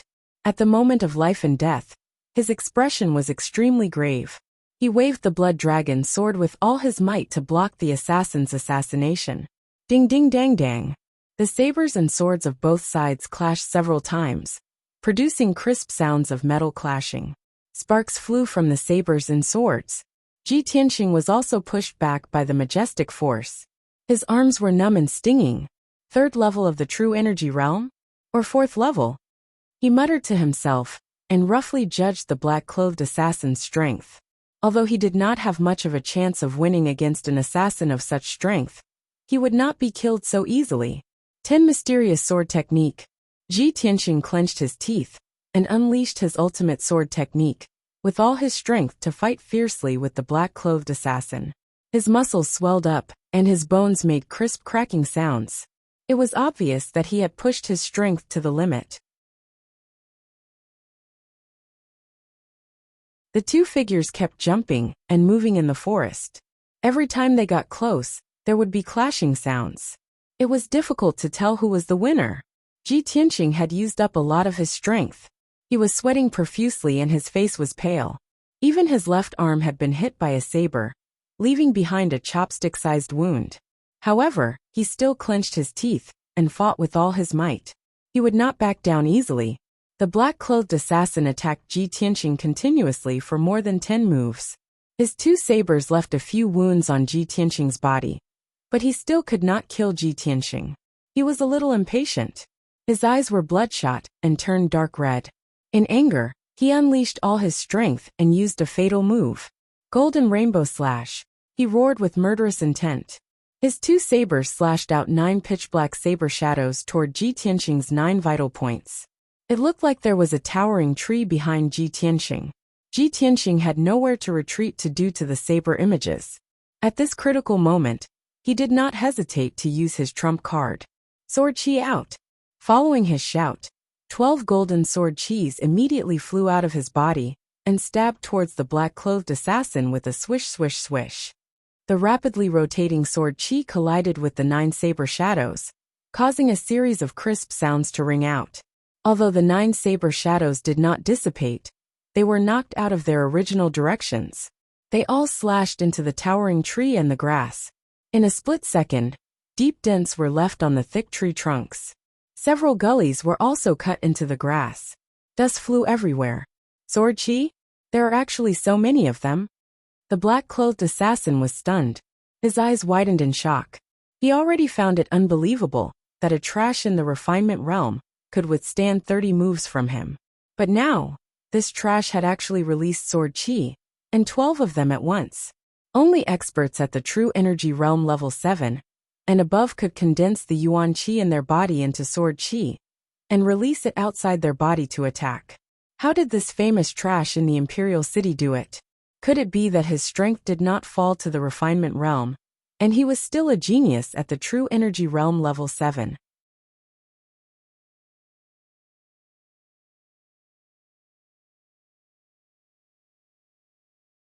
Chapter 42. The black-clothed assassin could not understand, nor did he dare to believe this fact. While he was still in a daze, 12 streaks of sword chi had already arrived in front of him like lightning. Swish, swish, sword chi crisscrossed, and a faint golden light flickered in the night sky. The black-clothed assassin's chest, shoulders, and face were instantly pierced with 12 wounds. Dark red blood spurted out from the wounds. When experts exchanged blows, they couldn't afford to be distracted or hesitate. The 12 wounds on his body were the result of being in a daze. Although these injuries were not fatal, the excruciating pain made him suck in a breath of cold air, and his back broke out in cold sweat. The black-clothed assassin flew into a rage, fiercely waving his 2 blades. After shaking off the mini-sword energies, he charged towards Ji Tianxing. Bastard, die! As the black-clothed assassin pounced over. There was also a thick murderous aura that made people tremble in fear. Ji Tianxing was still calm and composed. He did his best to control the 12 sword chis to block the assassin's attack. In this way, the black-clothed assassin was unable to approach him any longer, and he was surrounded by danger by the numerous sword chi attacks, causing him to be in an extremely sorry state. In a short span of 10 breaths, the black-clothed assassin had been stabbed 37 times, and his body was covered with wounds. Blood gushed out and soaked his clothes, making him look like a bloody person. He looked exceptionally ferocious and terrifying. Even the ferocious Crimson Fire Ape would not be able to withstand such heavy injuries, let alone a 4th-level true energy stage assassin in black. The consequence of losing too much blood was that his vision became blurry, his strength quickly dissipated, and his footsteps became even more unsteady. The black-clothed assassin's heart was filled with terror. He no longer had any will to fight, and only wanted to turn around and flee. However, Ji Tianxing controlled the 12 sword chis and chased after him, stabbing into his head and neck. The black-clothed assassin barely managed to take 5 steps before he fell to the ground with a plop. He lay on the ground and twitched for a while before he breathed his last. After all, his neck and the back of his head had been pierced by the sword chi, and those were fatal wounds. Fresh blood splattered on the grass, filling the air with a thick stench of blood. When Ji Tianxing saw that the black-clothed assassin was dead, he immediately retracted the 12 sword chis into his body and fell weakly onto the grass. Within a day, he had manipulated the sword chi in his body to fight twice. This greatly exhausted his mental and physical strength, and he was already on the verge of fainting. He closed his eyes and lay on the grass, feeling that every nerve in his body was exhausted. His head was so heavy that he just wanted to sleep.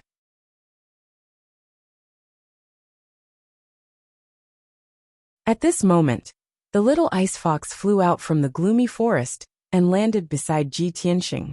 Just now, when Ji Tianxing was fighting with the black-clothed assassin, it saw that the situation was not good and quietly hid in the forest, waiting for the battle to end before coming out. There are many demonic beasts in the Tay Mountain range that have a grudge against me. I didn't expect you to be hunted down by your enemies as well. Sigh. How are we going to escape in your current state? The little ice fox sighed and muttered, but its little paws were not idle. It hurriedly took out 2 small jade bottles from its bag and pushed them in front of Ji Tianxing. Ji Tianxing panted for a while and recovered a little of his strength. He hurriedly opened the small jade bottle and poured out a few elixirs to consume. He closed his eyes and lay down for another 15 minutes. When he heard the roars of demonic beasts coming from all directions, he forced his exhausted body to stand up shakily. The stench of blood on the grass will attract the demonic beasts. We should leave now, he said in a weak voice and carried the bag, and the blood dragon sword on his back. With heavy steps, he walked into the darkness.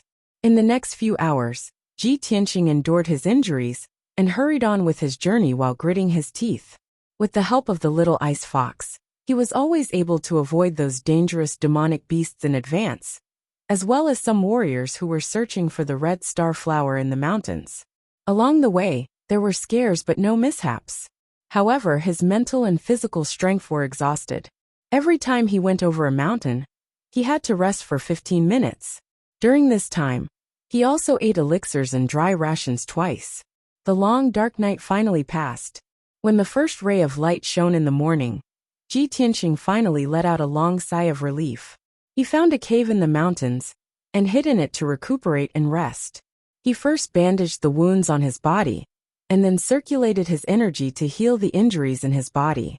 After treating his injuries, he rested in the cave for another 4 hours. When it was noon, Ji Tianqing finally recovered his strength and 60% of his physical strength.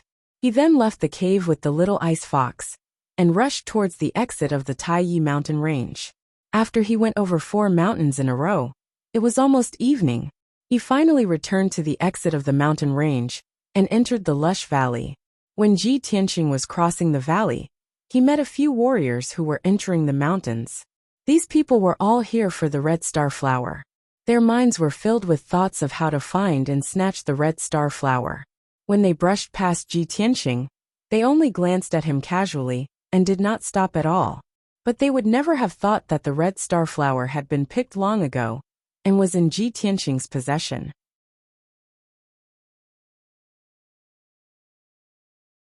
When night fell, Ji Tianqing quietly returned to Taiyi town. The town, which had been bustling with noise a few days ago, was quiet at this time and had returned to its usual desolation. After all the warriors who came to look for the red star flower had entered the Taiyi mountain range. Ji Tianqing did not return to the Fortune Inn, nor did he look for his frost and snow-chasing wind horse. Because he knew that the people who wanted to assassinate him, and the assassins of the blood-clothed tower, must be watching the Fortune Inn. The black-clothed assassin, who had tried to assassinate him in the mountains, must also be from the blood-clothed tower. He was just wondering in his heart who had hired the blood-clothed tower's assassins to assassinate him. Regarding this question, he vaguely had an answer in his heart, but he was not sure yet. In his current situation, it was impossible for him to investigate this matter. The best choice was of course to return to the imperial city immediately. That night, Ji Tianqing got a horse in the town and left Taiyi town overnight. For the next 3 days, he galloped on his horse and rushed to the imperial city without stopping under the night and the sky.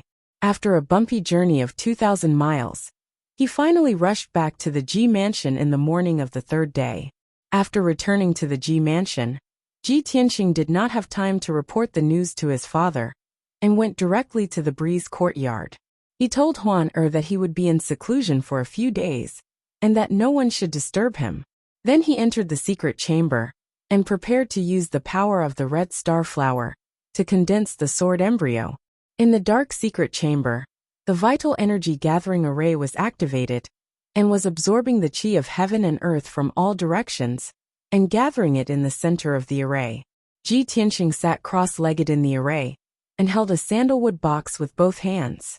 Looking at the 6 silver petals in the box, a gratified smile appeared on his face. His eyes were filled with anticipation. In the past 10 days, he had desperately rushed more than 4,000 miles and almost lost his life several times when he encountered life-threatening situations. Now that he had the red star flower, the running and danger of the past 10 days were all worth it. He could finally condense the sword embryo. I've been waiting for this day for too long. Looking for your support and recommendation tickets, I'm begging everyone.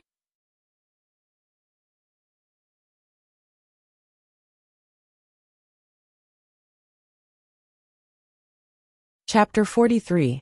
Ever since he started cultivating the sword heart, Ji Tianqing had been looking forward to this day, when he could condense a sword embryo. With his current strength at the 9th level of the body refinement realm, when he attacked with all his might, his combat power was comparable to a martial artist at the 1st or 2nd level of the true element realm. If he used his trump card and manipulated 12 streaks of sword chi to attack, he could even defeat a martial artist at the 3rd or 4th level of the true element realm. A normal martial artist at the 9th level of the body refinement realm would never be able to do that. This was the extraordinary part of the sword heart Tao. Ji Tianqing had yet to condense a sword embryo, but he already had such a powerful combat power. If he could successfully condense a sword embryo, how powerful would his combat power be? According to the description on the tombstone, only by condensing a sword embryo can one be considered to have stepped into the sword heart Tao and truly enter the world of sword Tao. After I condense a sword embryo, I will be able to embark on a unique sword Tao, Ji Tianqing murmured in a low voice. His expression and eyes were incomparably firm. Success or failure depends on this. He took out 6 red star petals from the box and held them in his palm. He opened his mouth and took a deep breath. The 6 petals immediately turned into streaks of silver light and entered his mouth. Suddenly, a surge of majestic energy exploded in his stomach and rushed to his limbs and bones. Ji Tianqing's face instantly turned red. He felt as if a volcano had erupted in his body. His body immediately became boiling hot, and he was drenched in sweat. White steam even rose from his body. Shit. I was too impatient. I took 6 petals at once. I'm afraid my body can't withstand such a terrifying medicinal power. Ji Tianqing cursed in his heart, but there was nothing he could do. Now that things had come to this, he could only grit his teeth and endure it. He hurriedly guided the scorching energy in his body to the meridians in his body. The red star flower grew in the mountains for 60 years and absorbed the essence of the sun, moon, and stars for 60 years. Of course, its energy was majestic and violent. The power of the stars was unfathomable and powerful. Human martial artists did not dare to absorb it. With the weak body of a human, they could only absorb the milder chi of heaven and earth to cultivate. But now, the energy that the red star flower had accumulated for 60 years exploded in Ji Tianqing's body. How could he withstand it? TSK. Chi. After a short while, Ji Tianqing's sweat was pouring down like rain, but it was evaporated into steam by the scorching high temperature, giving rise to puffs of white mist. The extreme pain caused all the muscles in his body to twitch and his bones to emit cracking sounds. His entire body seemed to be distorted and deformed. He could even clearly sense the vast medicinal strength of the scarlet meteorite flower, raging within his body and madly destroying his meridians. This caused him both extreme pain and extreme anxiety. Initially, he wanted to consume the red star flower to strengthen his meridians, but he didn't expect that his weak meridians would be completely destroyed, broken and twisted into a mess. What should he do? How was he going to cultivate in the future? Could it be that his martial arts foundation was completely destroyed, and he could only be a cripple for the rest of his life? Ji Tianqing's heart was filled with a strong sense of unwillingness and anger. He tried his best to circulate his energy to disperse and guide the vast medicinal efficacy of the scarlet meteorite flower. However, when he managed to disperse the medicinal efficacy of the scarlet meteorite flower, guiding it into dozens of scorching torrents, and spreading it to every part of his body, the situation became even worse.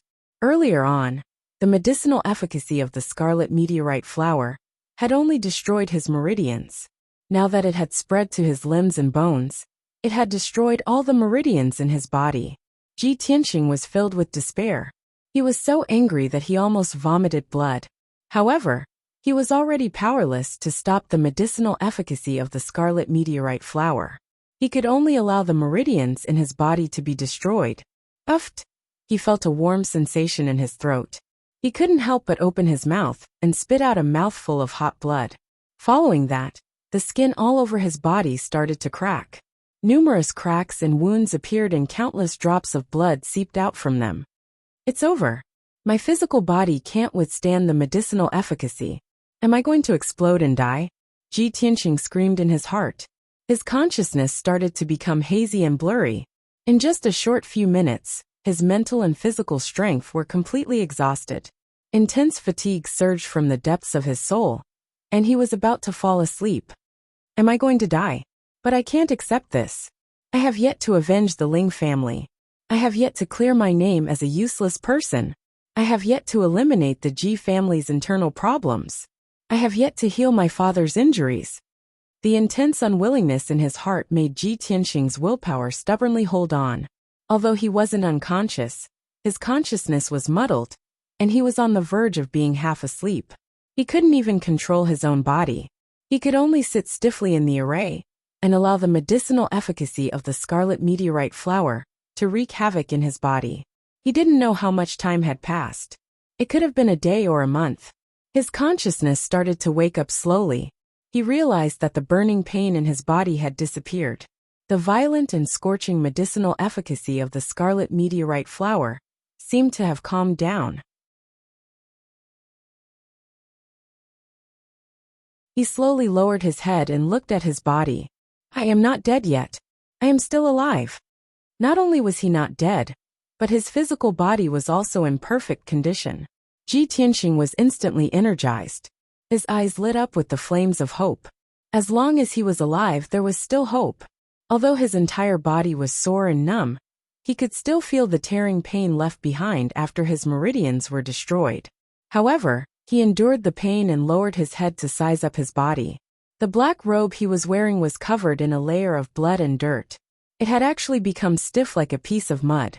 He saw that the bloodstains on his arms and legs were actually black. His entire body was also covered in a thick layer of dirt. How could this be? Why was the blood I vomited and the blood that flowed out from my wounds black? Ji Tianxing was filled with doubts and couldn't figure it out for now. At this moment, he suddenly felt a numbing sensation all over his body.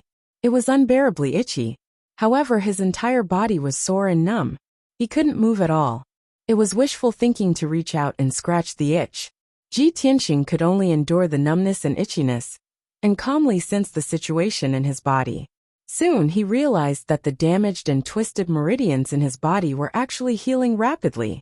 The majestic medicinal efficacy of the scarlet meteorite flower was still dormant in his body.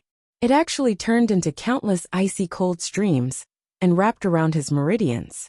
The messy meridians were actually recovering rapidly under the nourishment of the cool medicinal efficacy. Ji Tianxing was stunned. After a while, he recovered and immediately guessed the reason. I understand now. I see. The scarlet meteorite flower is indeed a spirit herb. It actually has such miraculous effects. Haha. Is this one of the legendary martial Dao's strange realms, destruction before establishment? In this world, legends said that there were many kinds of martial Dao's strange realms that could rapidly increase a martial artist's strength or change a martial artist's talent.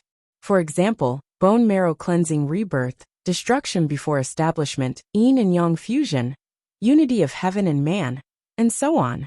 They were all martial Dao's strange realms. However, although the effects of martial Dao's strange realms were miraculous, they would only appear on top geniuses or martial artists who had obtained great opportunities. Ji Tianxing's current situation was precisely the destruction before establishment in martial Dao's strange realms. Originally, his meridians were the same as ordinary martial artists. This limited his future achievements in martial Dao. Even if he was extraordinarily talented and had extremely high comprehension, a genius who far surpassed ordinary martial artists. However, he could at most reach the origin core realm in this lifetime, before his potential was exhausted. But it was different now.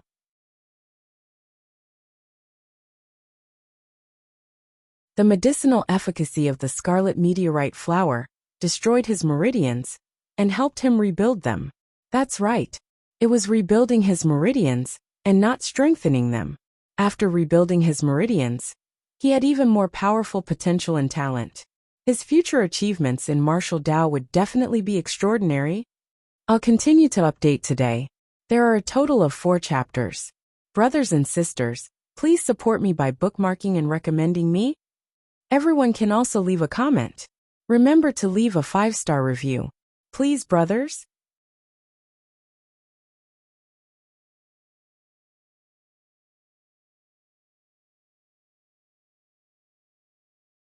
Chapter 44. Ji Tianxing had read many martial arts manuals and understood the wonders of martial arts. It was a pity that martial arts was like a legend to him, unreachable.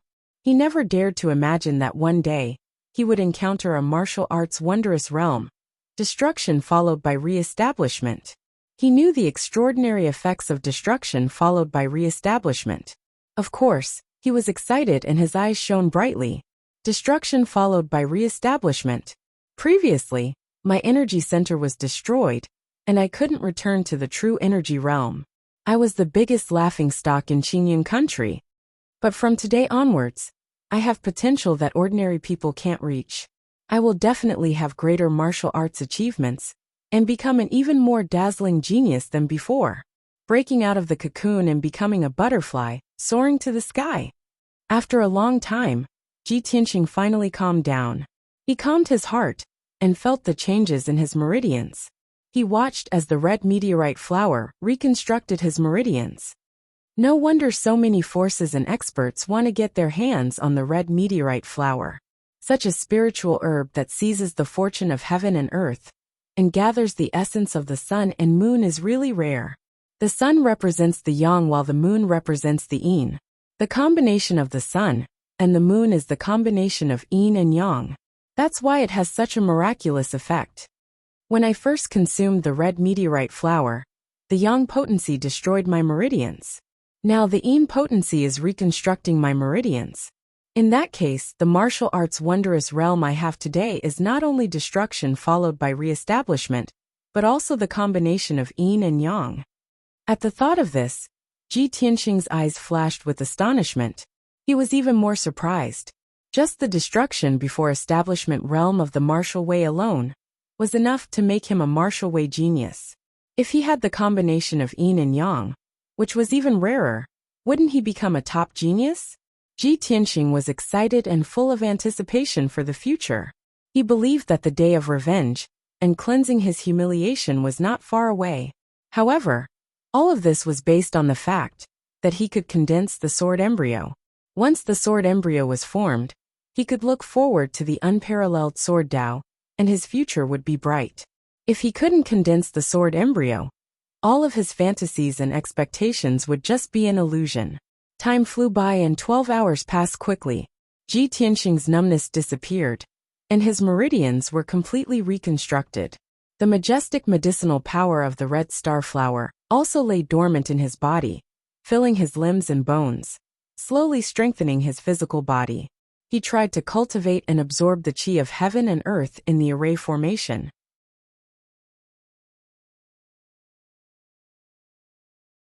As expected, the boundless qi of heaven and earth entered his body, like small streams flowing into a great river. After the reconstruction, his meridians had become wider and more resilient, allowing him to circulate his qi without any hindrance. If his meridians were like small streams in the past, then his current meridians were like rivers. Great! With the current strength of my meridians, there is at least an 80% chance that I will succeed if I channel the sword qi and condense the sword embryo. After Ji Tianxing was done with his preparations, he could not wait to circulate his energy to control the sword qi and try to condense the sword embryo. Earlier in the Taiyi mountain range, he'd forced the sword qi out of his body many times to fight, so he was already very familiar with controlling the 12 strands of sword qi. Now he was controlling the sword qi to enter his meridians and swim towards his dantian. Not only were the reconstructed meridians wider, they were also tougher, enough to withstand the sharp and fierce sword qi. However, when the sword qi swam in his meridians, he still felt a piercing pain. But this level of pain was not a problem for him. After 15 minutes, Ji Tianxing successfully moved the sword qi from his Huizong acupoint to his dantian. The toothpick-like faint golden sword qi floated in the black hole in his dantian, calm and steady. He had finally taken the first step to success. Ji Tianxing was in high spirits. He circulated the sword qi from his yangqi acupoint to enter his meridians and flow towards his dantian. After 15 minutes, the second sword qi reached his dantian and floated in the black hole. Subsequently, Ji Tianxing activated the third, fourth, and fifth strands of sword qi. 6 hours had passed. The sword chi from his 12 acupoints had all gathered in the black hole in his dantian. He was only one step away from success. The last step was to fuse the 12 strands of sword chi and condense the sword embryo. Ji Tianqing was neither arrogant nor rash. He carefully and steadily circulated the way of the heart of the sword and started to fuse the sword chi. This process was very difficult and did not allow for the slightest mistake. He had enough patience and perseverance to fuse the sword chi one after another and condense the embryonic form of the sword embryo. The secret chamber was silent and time passed quietly. After 16 hours, he finally fused the 12 strands of sword chi and condensed them into a small golden sword the size of a little finger. The sword embryo was finally condensed successfully. From now on, this small golden sword would be the source of his power, his dantian. He had finally laid the foundation of the way of the heart of the sword and successfully stepped into the door of the supreme sword principle. He was not far from the way of the heart of the sword. At this moment, Ji Tianqing's emotions were surging and his blood was boiling. He revealed a gratified smile. He had endured so much humiliation and experienced so many life and death situations, but it was all worth it. Ji Tianqing stopped and ended his closed-door cultivation. He forced himself to endure the weakness in his body and the hunger in his stomach as he walked out of the secret chamber. After returning to his room, he hurriedly called for his maid, Huaner. Huaner opened the door and entered. When she saw Ji Tianqing's appearance, she was shocked. "Eldest young master, you've only been in closed-door cultivation for 2 days. How did you become like this?" She saw that Ji Tianqing's hair was messy like a chicken's nest. The black robe on his body was covered with blood and stains. His face and arms were also full of black mud. His miserable appearance was similar to that of a beggar who had not bathed for many years. Ji Tianqing was in a good mood. He smiled and waved his hand. "Huaner, don't ask. Quickly prepare hot water. I want to bathe and change my clothes. Also, go to the kitchen and prepare a table of food. Young master is starving." Huaner suppressed the doubts in her heart and did not ask any more questions. She hurriedly prepared hot water and food. After 2 hours, Ji Tianqing washed off the dirt on his body and changed into a clean set of clothes. He returned to his handsome and elegant appearance. Moreover, his physical body had been cleansed by the red star flower's medicinal power. His body had become more well-proportioned and perfect. His skin was also sparkling like jade. When Huaner served him the meal, her eyes always secretly glanced at him. Her face was slightly red and she secretly thought, "Why is it that after 2 days of closed-door cultivation, young master is not only refreshed and in a good mood, but even his skin has become so beautiful?" She could also feel that the confident temperament of the young master had returned. In fact, he was even more glowing than when he was the #1 genius in the imperial city. Although the large table of food was quickly disappearing, she felt that the young master's eating movements were more elegant and imposing than before. After a while, Ji Tianqing finished the entire table of food. Only then did he leave with satisfaction. After leaving Cool Breeze Courtyard, he rushed to Second Courtyard's martial arts hall to test his current strength.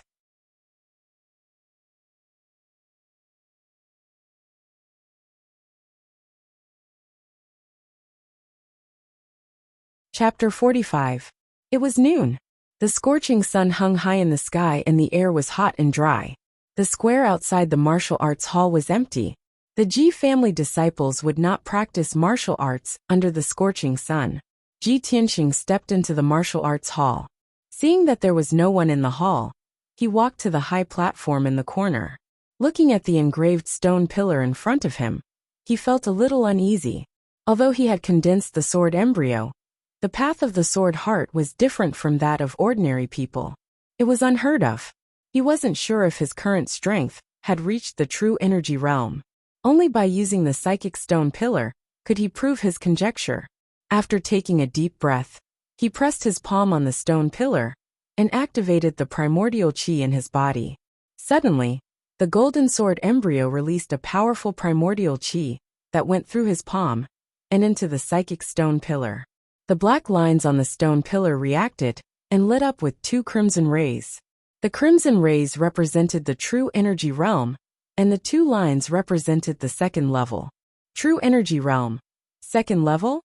Ji Tianqing immediately raised his eyebrows and revealed an incredulous look. His heartbeat also accelerated a little. I guessed right. The sword embryo is my dantian. I have condensed the sword embryo, which is equivalent to the true energy realm. But why did I skip true energy realm level 1 and reach true energy realm level 2 when I just condensed the sword embryo? His heart was filled with shock and disbelief. No matter who it was, to advance from the body refining realm to the true energy realm, they would first reach true energy realm level 1. After diligent training, they could advance to level 2, then level 3, level 4. This was common knowledge in martial arts. Even a 7 or 8-year-old child knew it. However, Ji Tianqing had directly jumped from body refining realm level 9 to true energy realm level 2, breaking this common knowledge. How could he not be shocked? After a while, Ji Tianqing retracted his palm and calmed down. He frowned and thought for a while, then guessed the reason. A true energy realm level 1 martial artist usually has to train hard for 2 years and accumulate enough primordial qi to advance to level 2.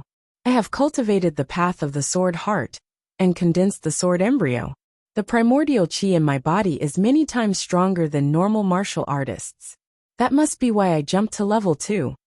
This is because the path of the sword heart is extraordinary, and the red star flower helped me reconstruct my meridians and increase my cultivation. Ji Tianqing was relieved. Now that his strength had been verified by the psychic stone pillar, the last trace of hesitation in his heart had vanished. From today onwards, he would cultivate the sword heart Dao with all his might and advance forward courageously.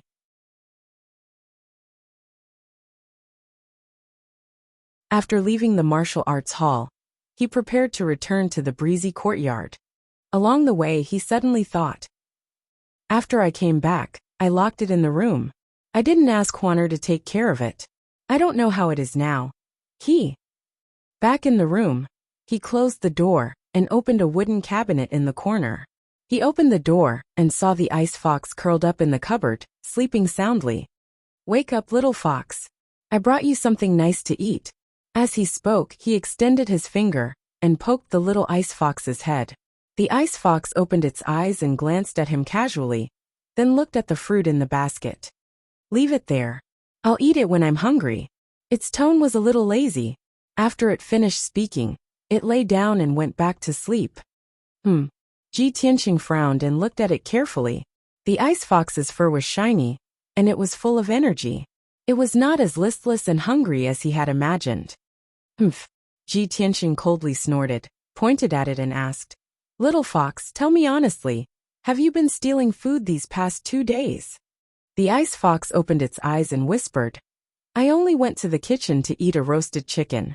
Old Ji, don't make a fuss, okay? Ji Tianqing did not believe it. He sneered, haha, look at the oil on your mouth. Are you sure you ate one? The ice fox raised its head and smiled at him. Okay, I admit it. I ate a total of 46 roasted chickens these 2 days. But old Ji, your house is so extravagant. It's not a big deal for me to eat a few roasted chickens when I'm hungry, right? It glanced at Ji Tianqing's face and whispered, Old Ji, you can't be so stingy, right? Ji Tianqing frowned and said unhappily, It's not a big deal for you to eat secretly. I'm just worried that you'll cause trouble in the mansion. That's right. Tell me honestly, did you cause any trouble these 2 days? The ice fox was speechless. Its silver eyes rolled around. It was obvious that it was going to lie. Ji Tianqing saw through its thoughts. He sneered and asked, Tell me, what did you do? The ice fox shrank its body and pretended to be timid. Old Ji, don't be nervous. I was bored. I peeked at a few mates bathing and glanced at a few guards practicing their swordsmanship. You perverted fox! How dare you do such a shameless thing? Ji Tianqing was so angry that he laughed. He raised his hand and was about to slap it. The ice fox quickly shrank into the corner of the cupboard. In a hurry it explained, Old Ji, calm down. We're all girls. It's not a big deal to look at them. It's not like I'll get pregnant. What did you say? Ji Tianqing's hand stopped in midair. Nothing, nothing. The ice fox waved its paws and changed the topic. Old Ji, don't always call me a little fox. It sounds like I'm really a fox.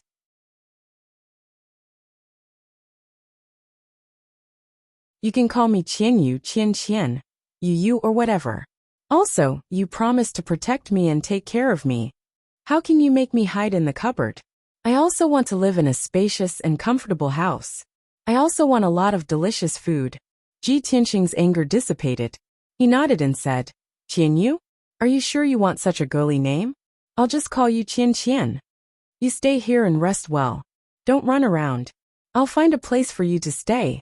After comforting the ice fox, he left the breezy courtyard and went to look for his father, Ji Changkong. When he saw his father, Ji Changkong was handling business matters in the study. When he saw Ji Tianqing enter the study in high spirits, the tiredness on Ji Changkong's face dissipated and was replaced by a heartfelt smile. Tianqing, you're done with your seclusion? How was it? Was the journey to the Taiyi Mountains to look for the red star flower smooth? Did you get the red star flower? Ji Tianqing walked to his father's side. After bowing, he sat down and started chatting with his father. Father, although there were many twists and turns and dangers on this trip to the Taiyi Mountains, I survived them all. I've got the red star flower. After 2 days of seclusion, I've refined all of its medicinal power. Now I've recovered from my dantian and returned to the true energy realm. When he heard the news, Ji Changkong's face lit up with joy. He could not help but say, Good. That's great. Tianqing, you've returned to the past. You didn't let me down.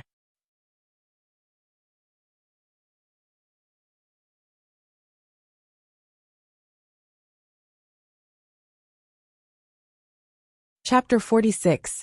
Ji Changkong did not linger on power and wealth. His life's work and hopes were pinned on Ji Tianqing.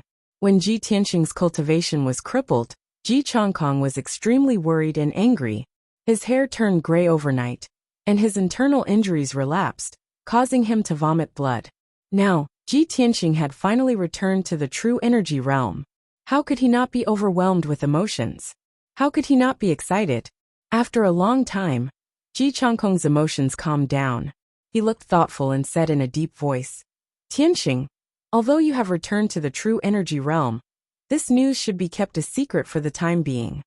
If our enemies know that you have recovered your strength, they will not be able to sleep and eat in peace. They will definitely do everything they can to deal with you. Ji Tianqing nodded and said with a dignified expression, Father is right.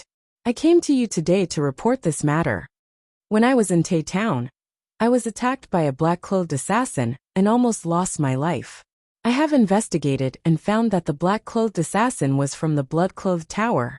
Ji Changkong's eyes suddenly turned cold, and he shouted angrily, Blood-clothed tower? How dare they assassinate you? It's just an assassin organization in the cloud state. How dare they attack my Ji clan? After a pause, he said in a deep voice with murderous intent, Tianqing, you don't have to worry about this. I will send someone to investigate this matter and find out who is behind it.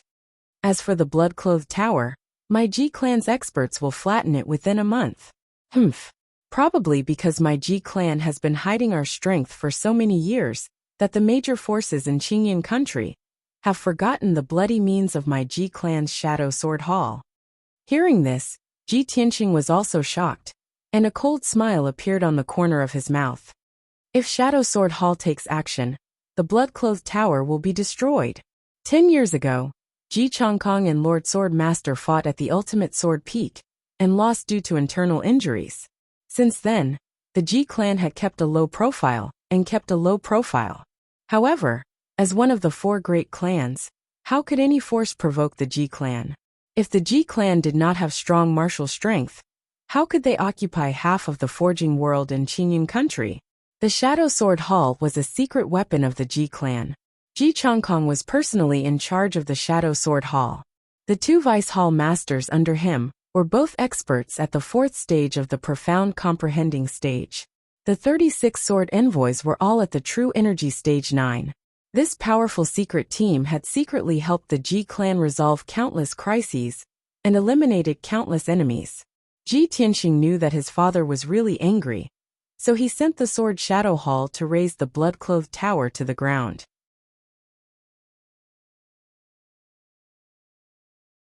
As for the person behind the scenes who hired the blood-clothed tower assassins to assassinate him, he was bound to surface soon.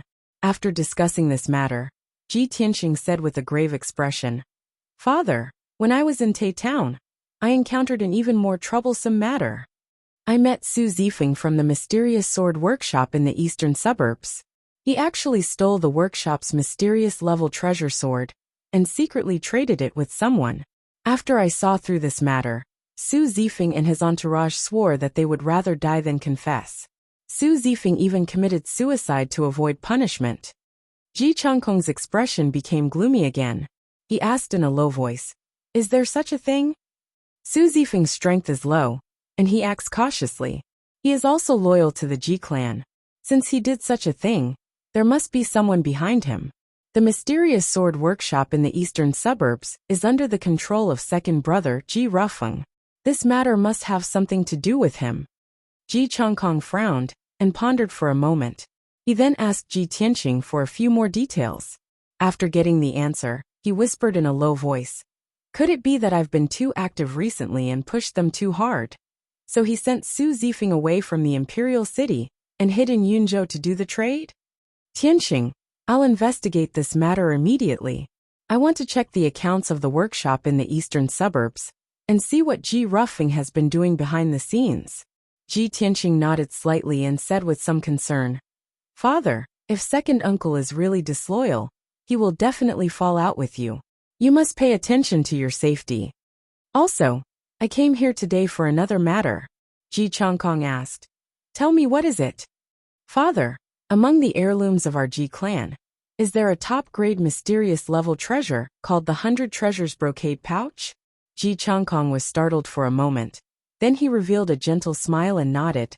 "There is indeed such an item. This treasure is the fruit of your grandfather and 12 master blacksmiths' hard work. They spent 2 years of time and effort and used materials worth 8 million taels of silver. This item looks like a palm-sized brocade pouch on the surface, but there is actually a universe inside. There is a mysterious space that is as big as a study and can store many things. When this item was refined, even the imperial clan was tempted. The emperor even wanted to confer your grandfather the title of duke and give him a city in exchange for the 100 Treasures Brocade Pouch, but your grandfather refused." Speaking of the 100 Treasures Brocade Pouch, Ji Changkong's face was filled with pride.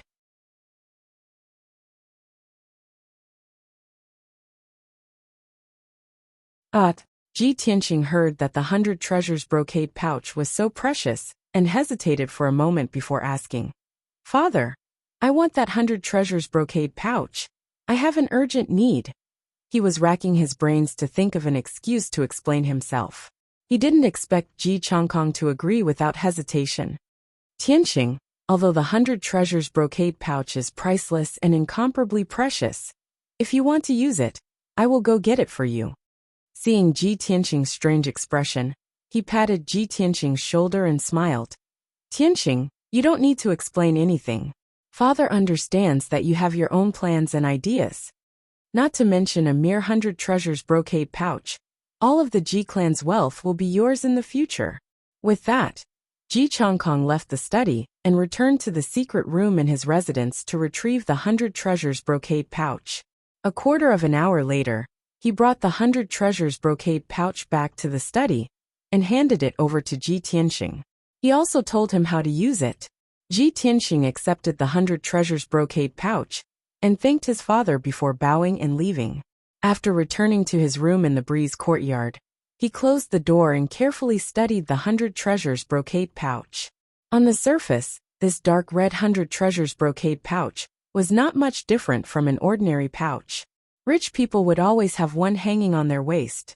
However, in reality, the 100 Treasures Brocade Pouch was made of a very special material. It was impervious to fire and water, and it would not be damaged by blades or axes.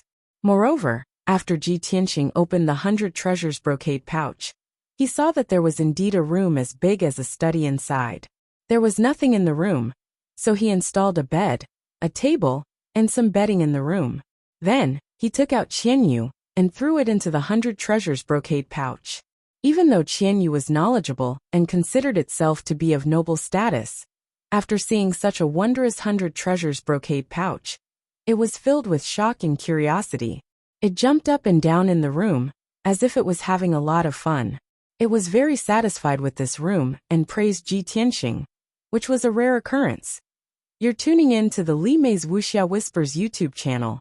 We're so grateful for your support, and don't forget to subscribe to join us on this incredible journey through captivating stories. Your generosity through donations truly makes a world of difference, as it's the primary source of revenue that allows me to expand and enhance this channel for you. Thank you from the bottom of my heart for being a part of this adventure.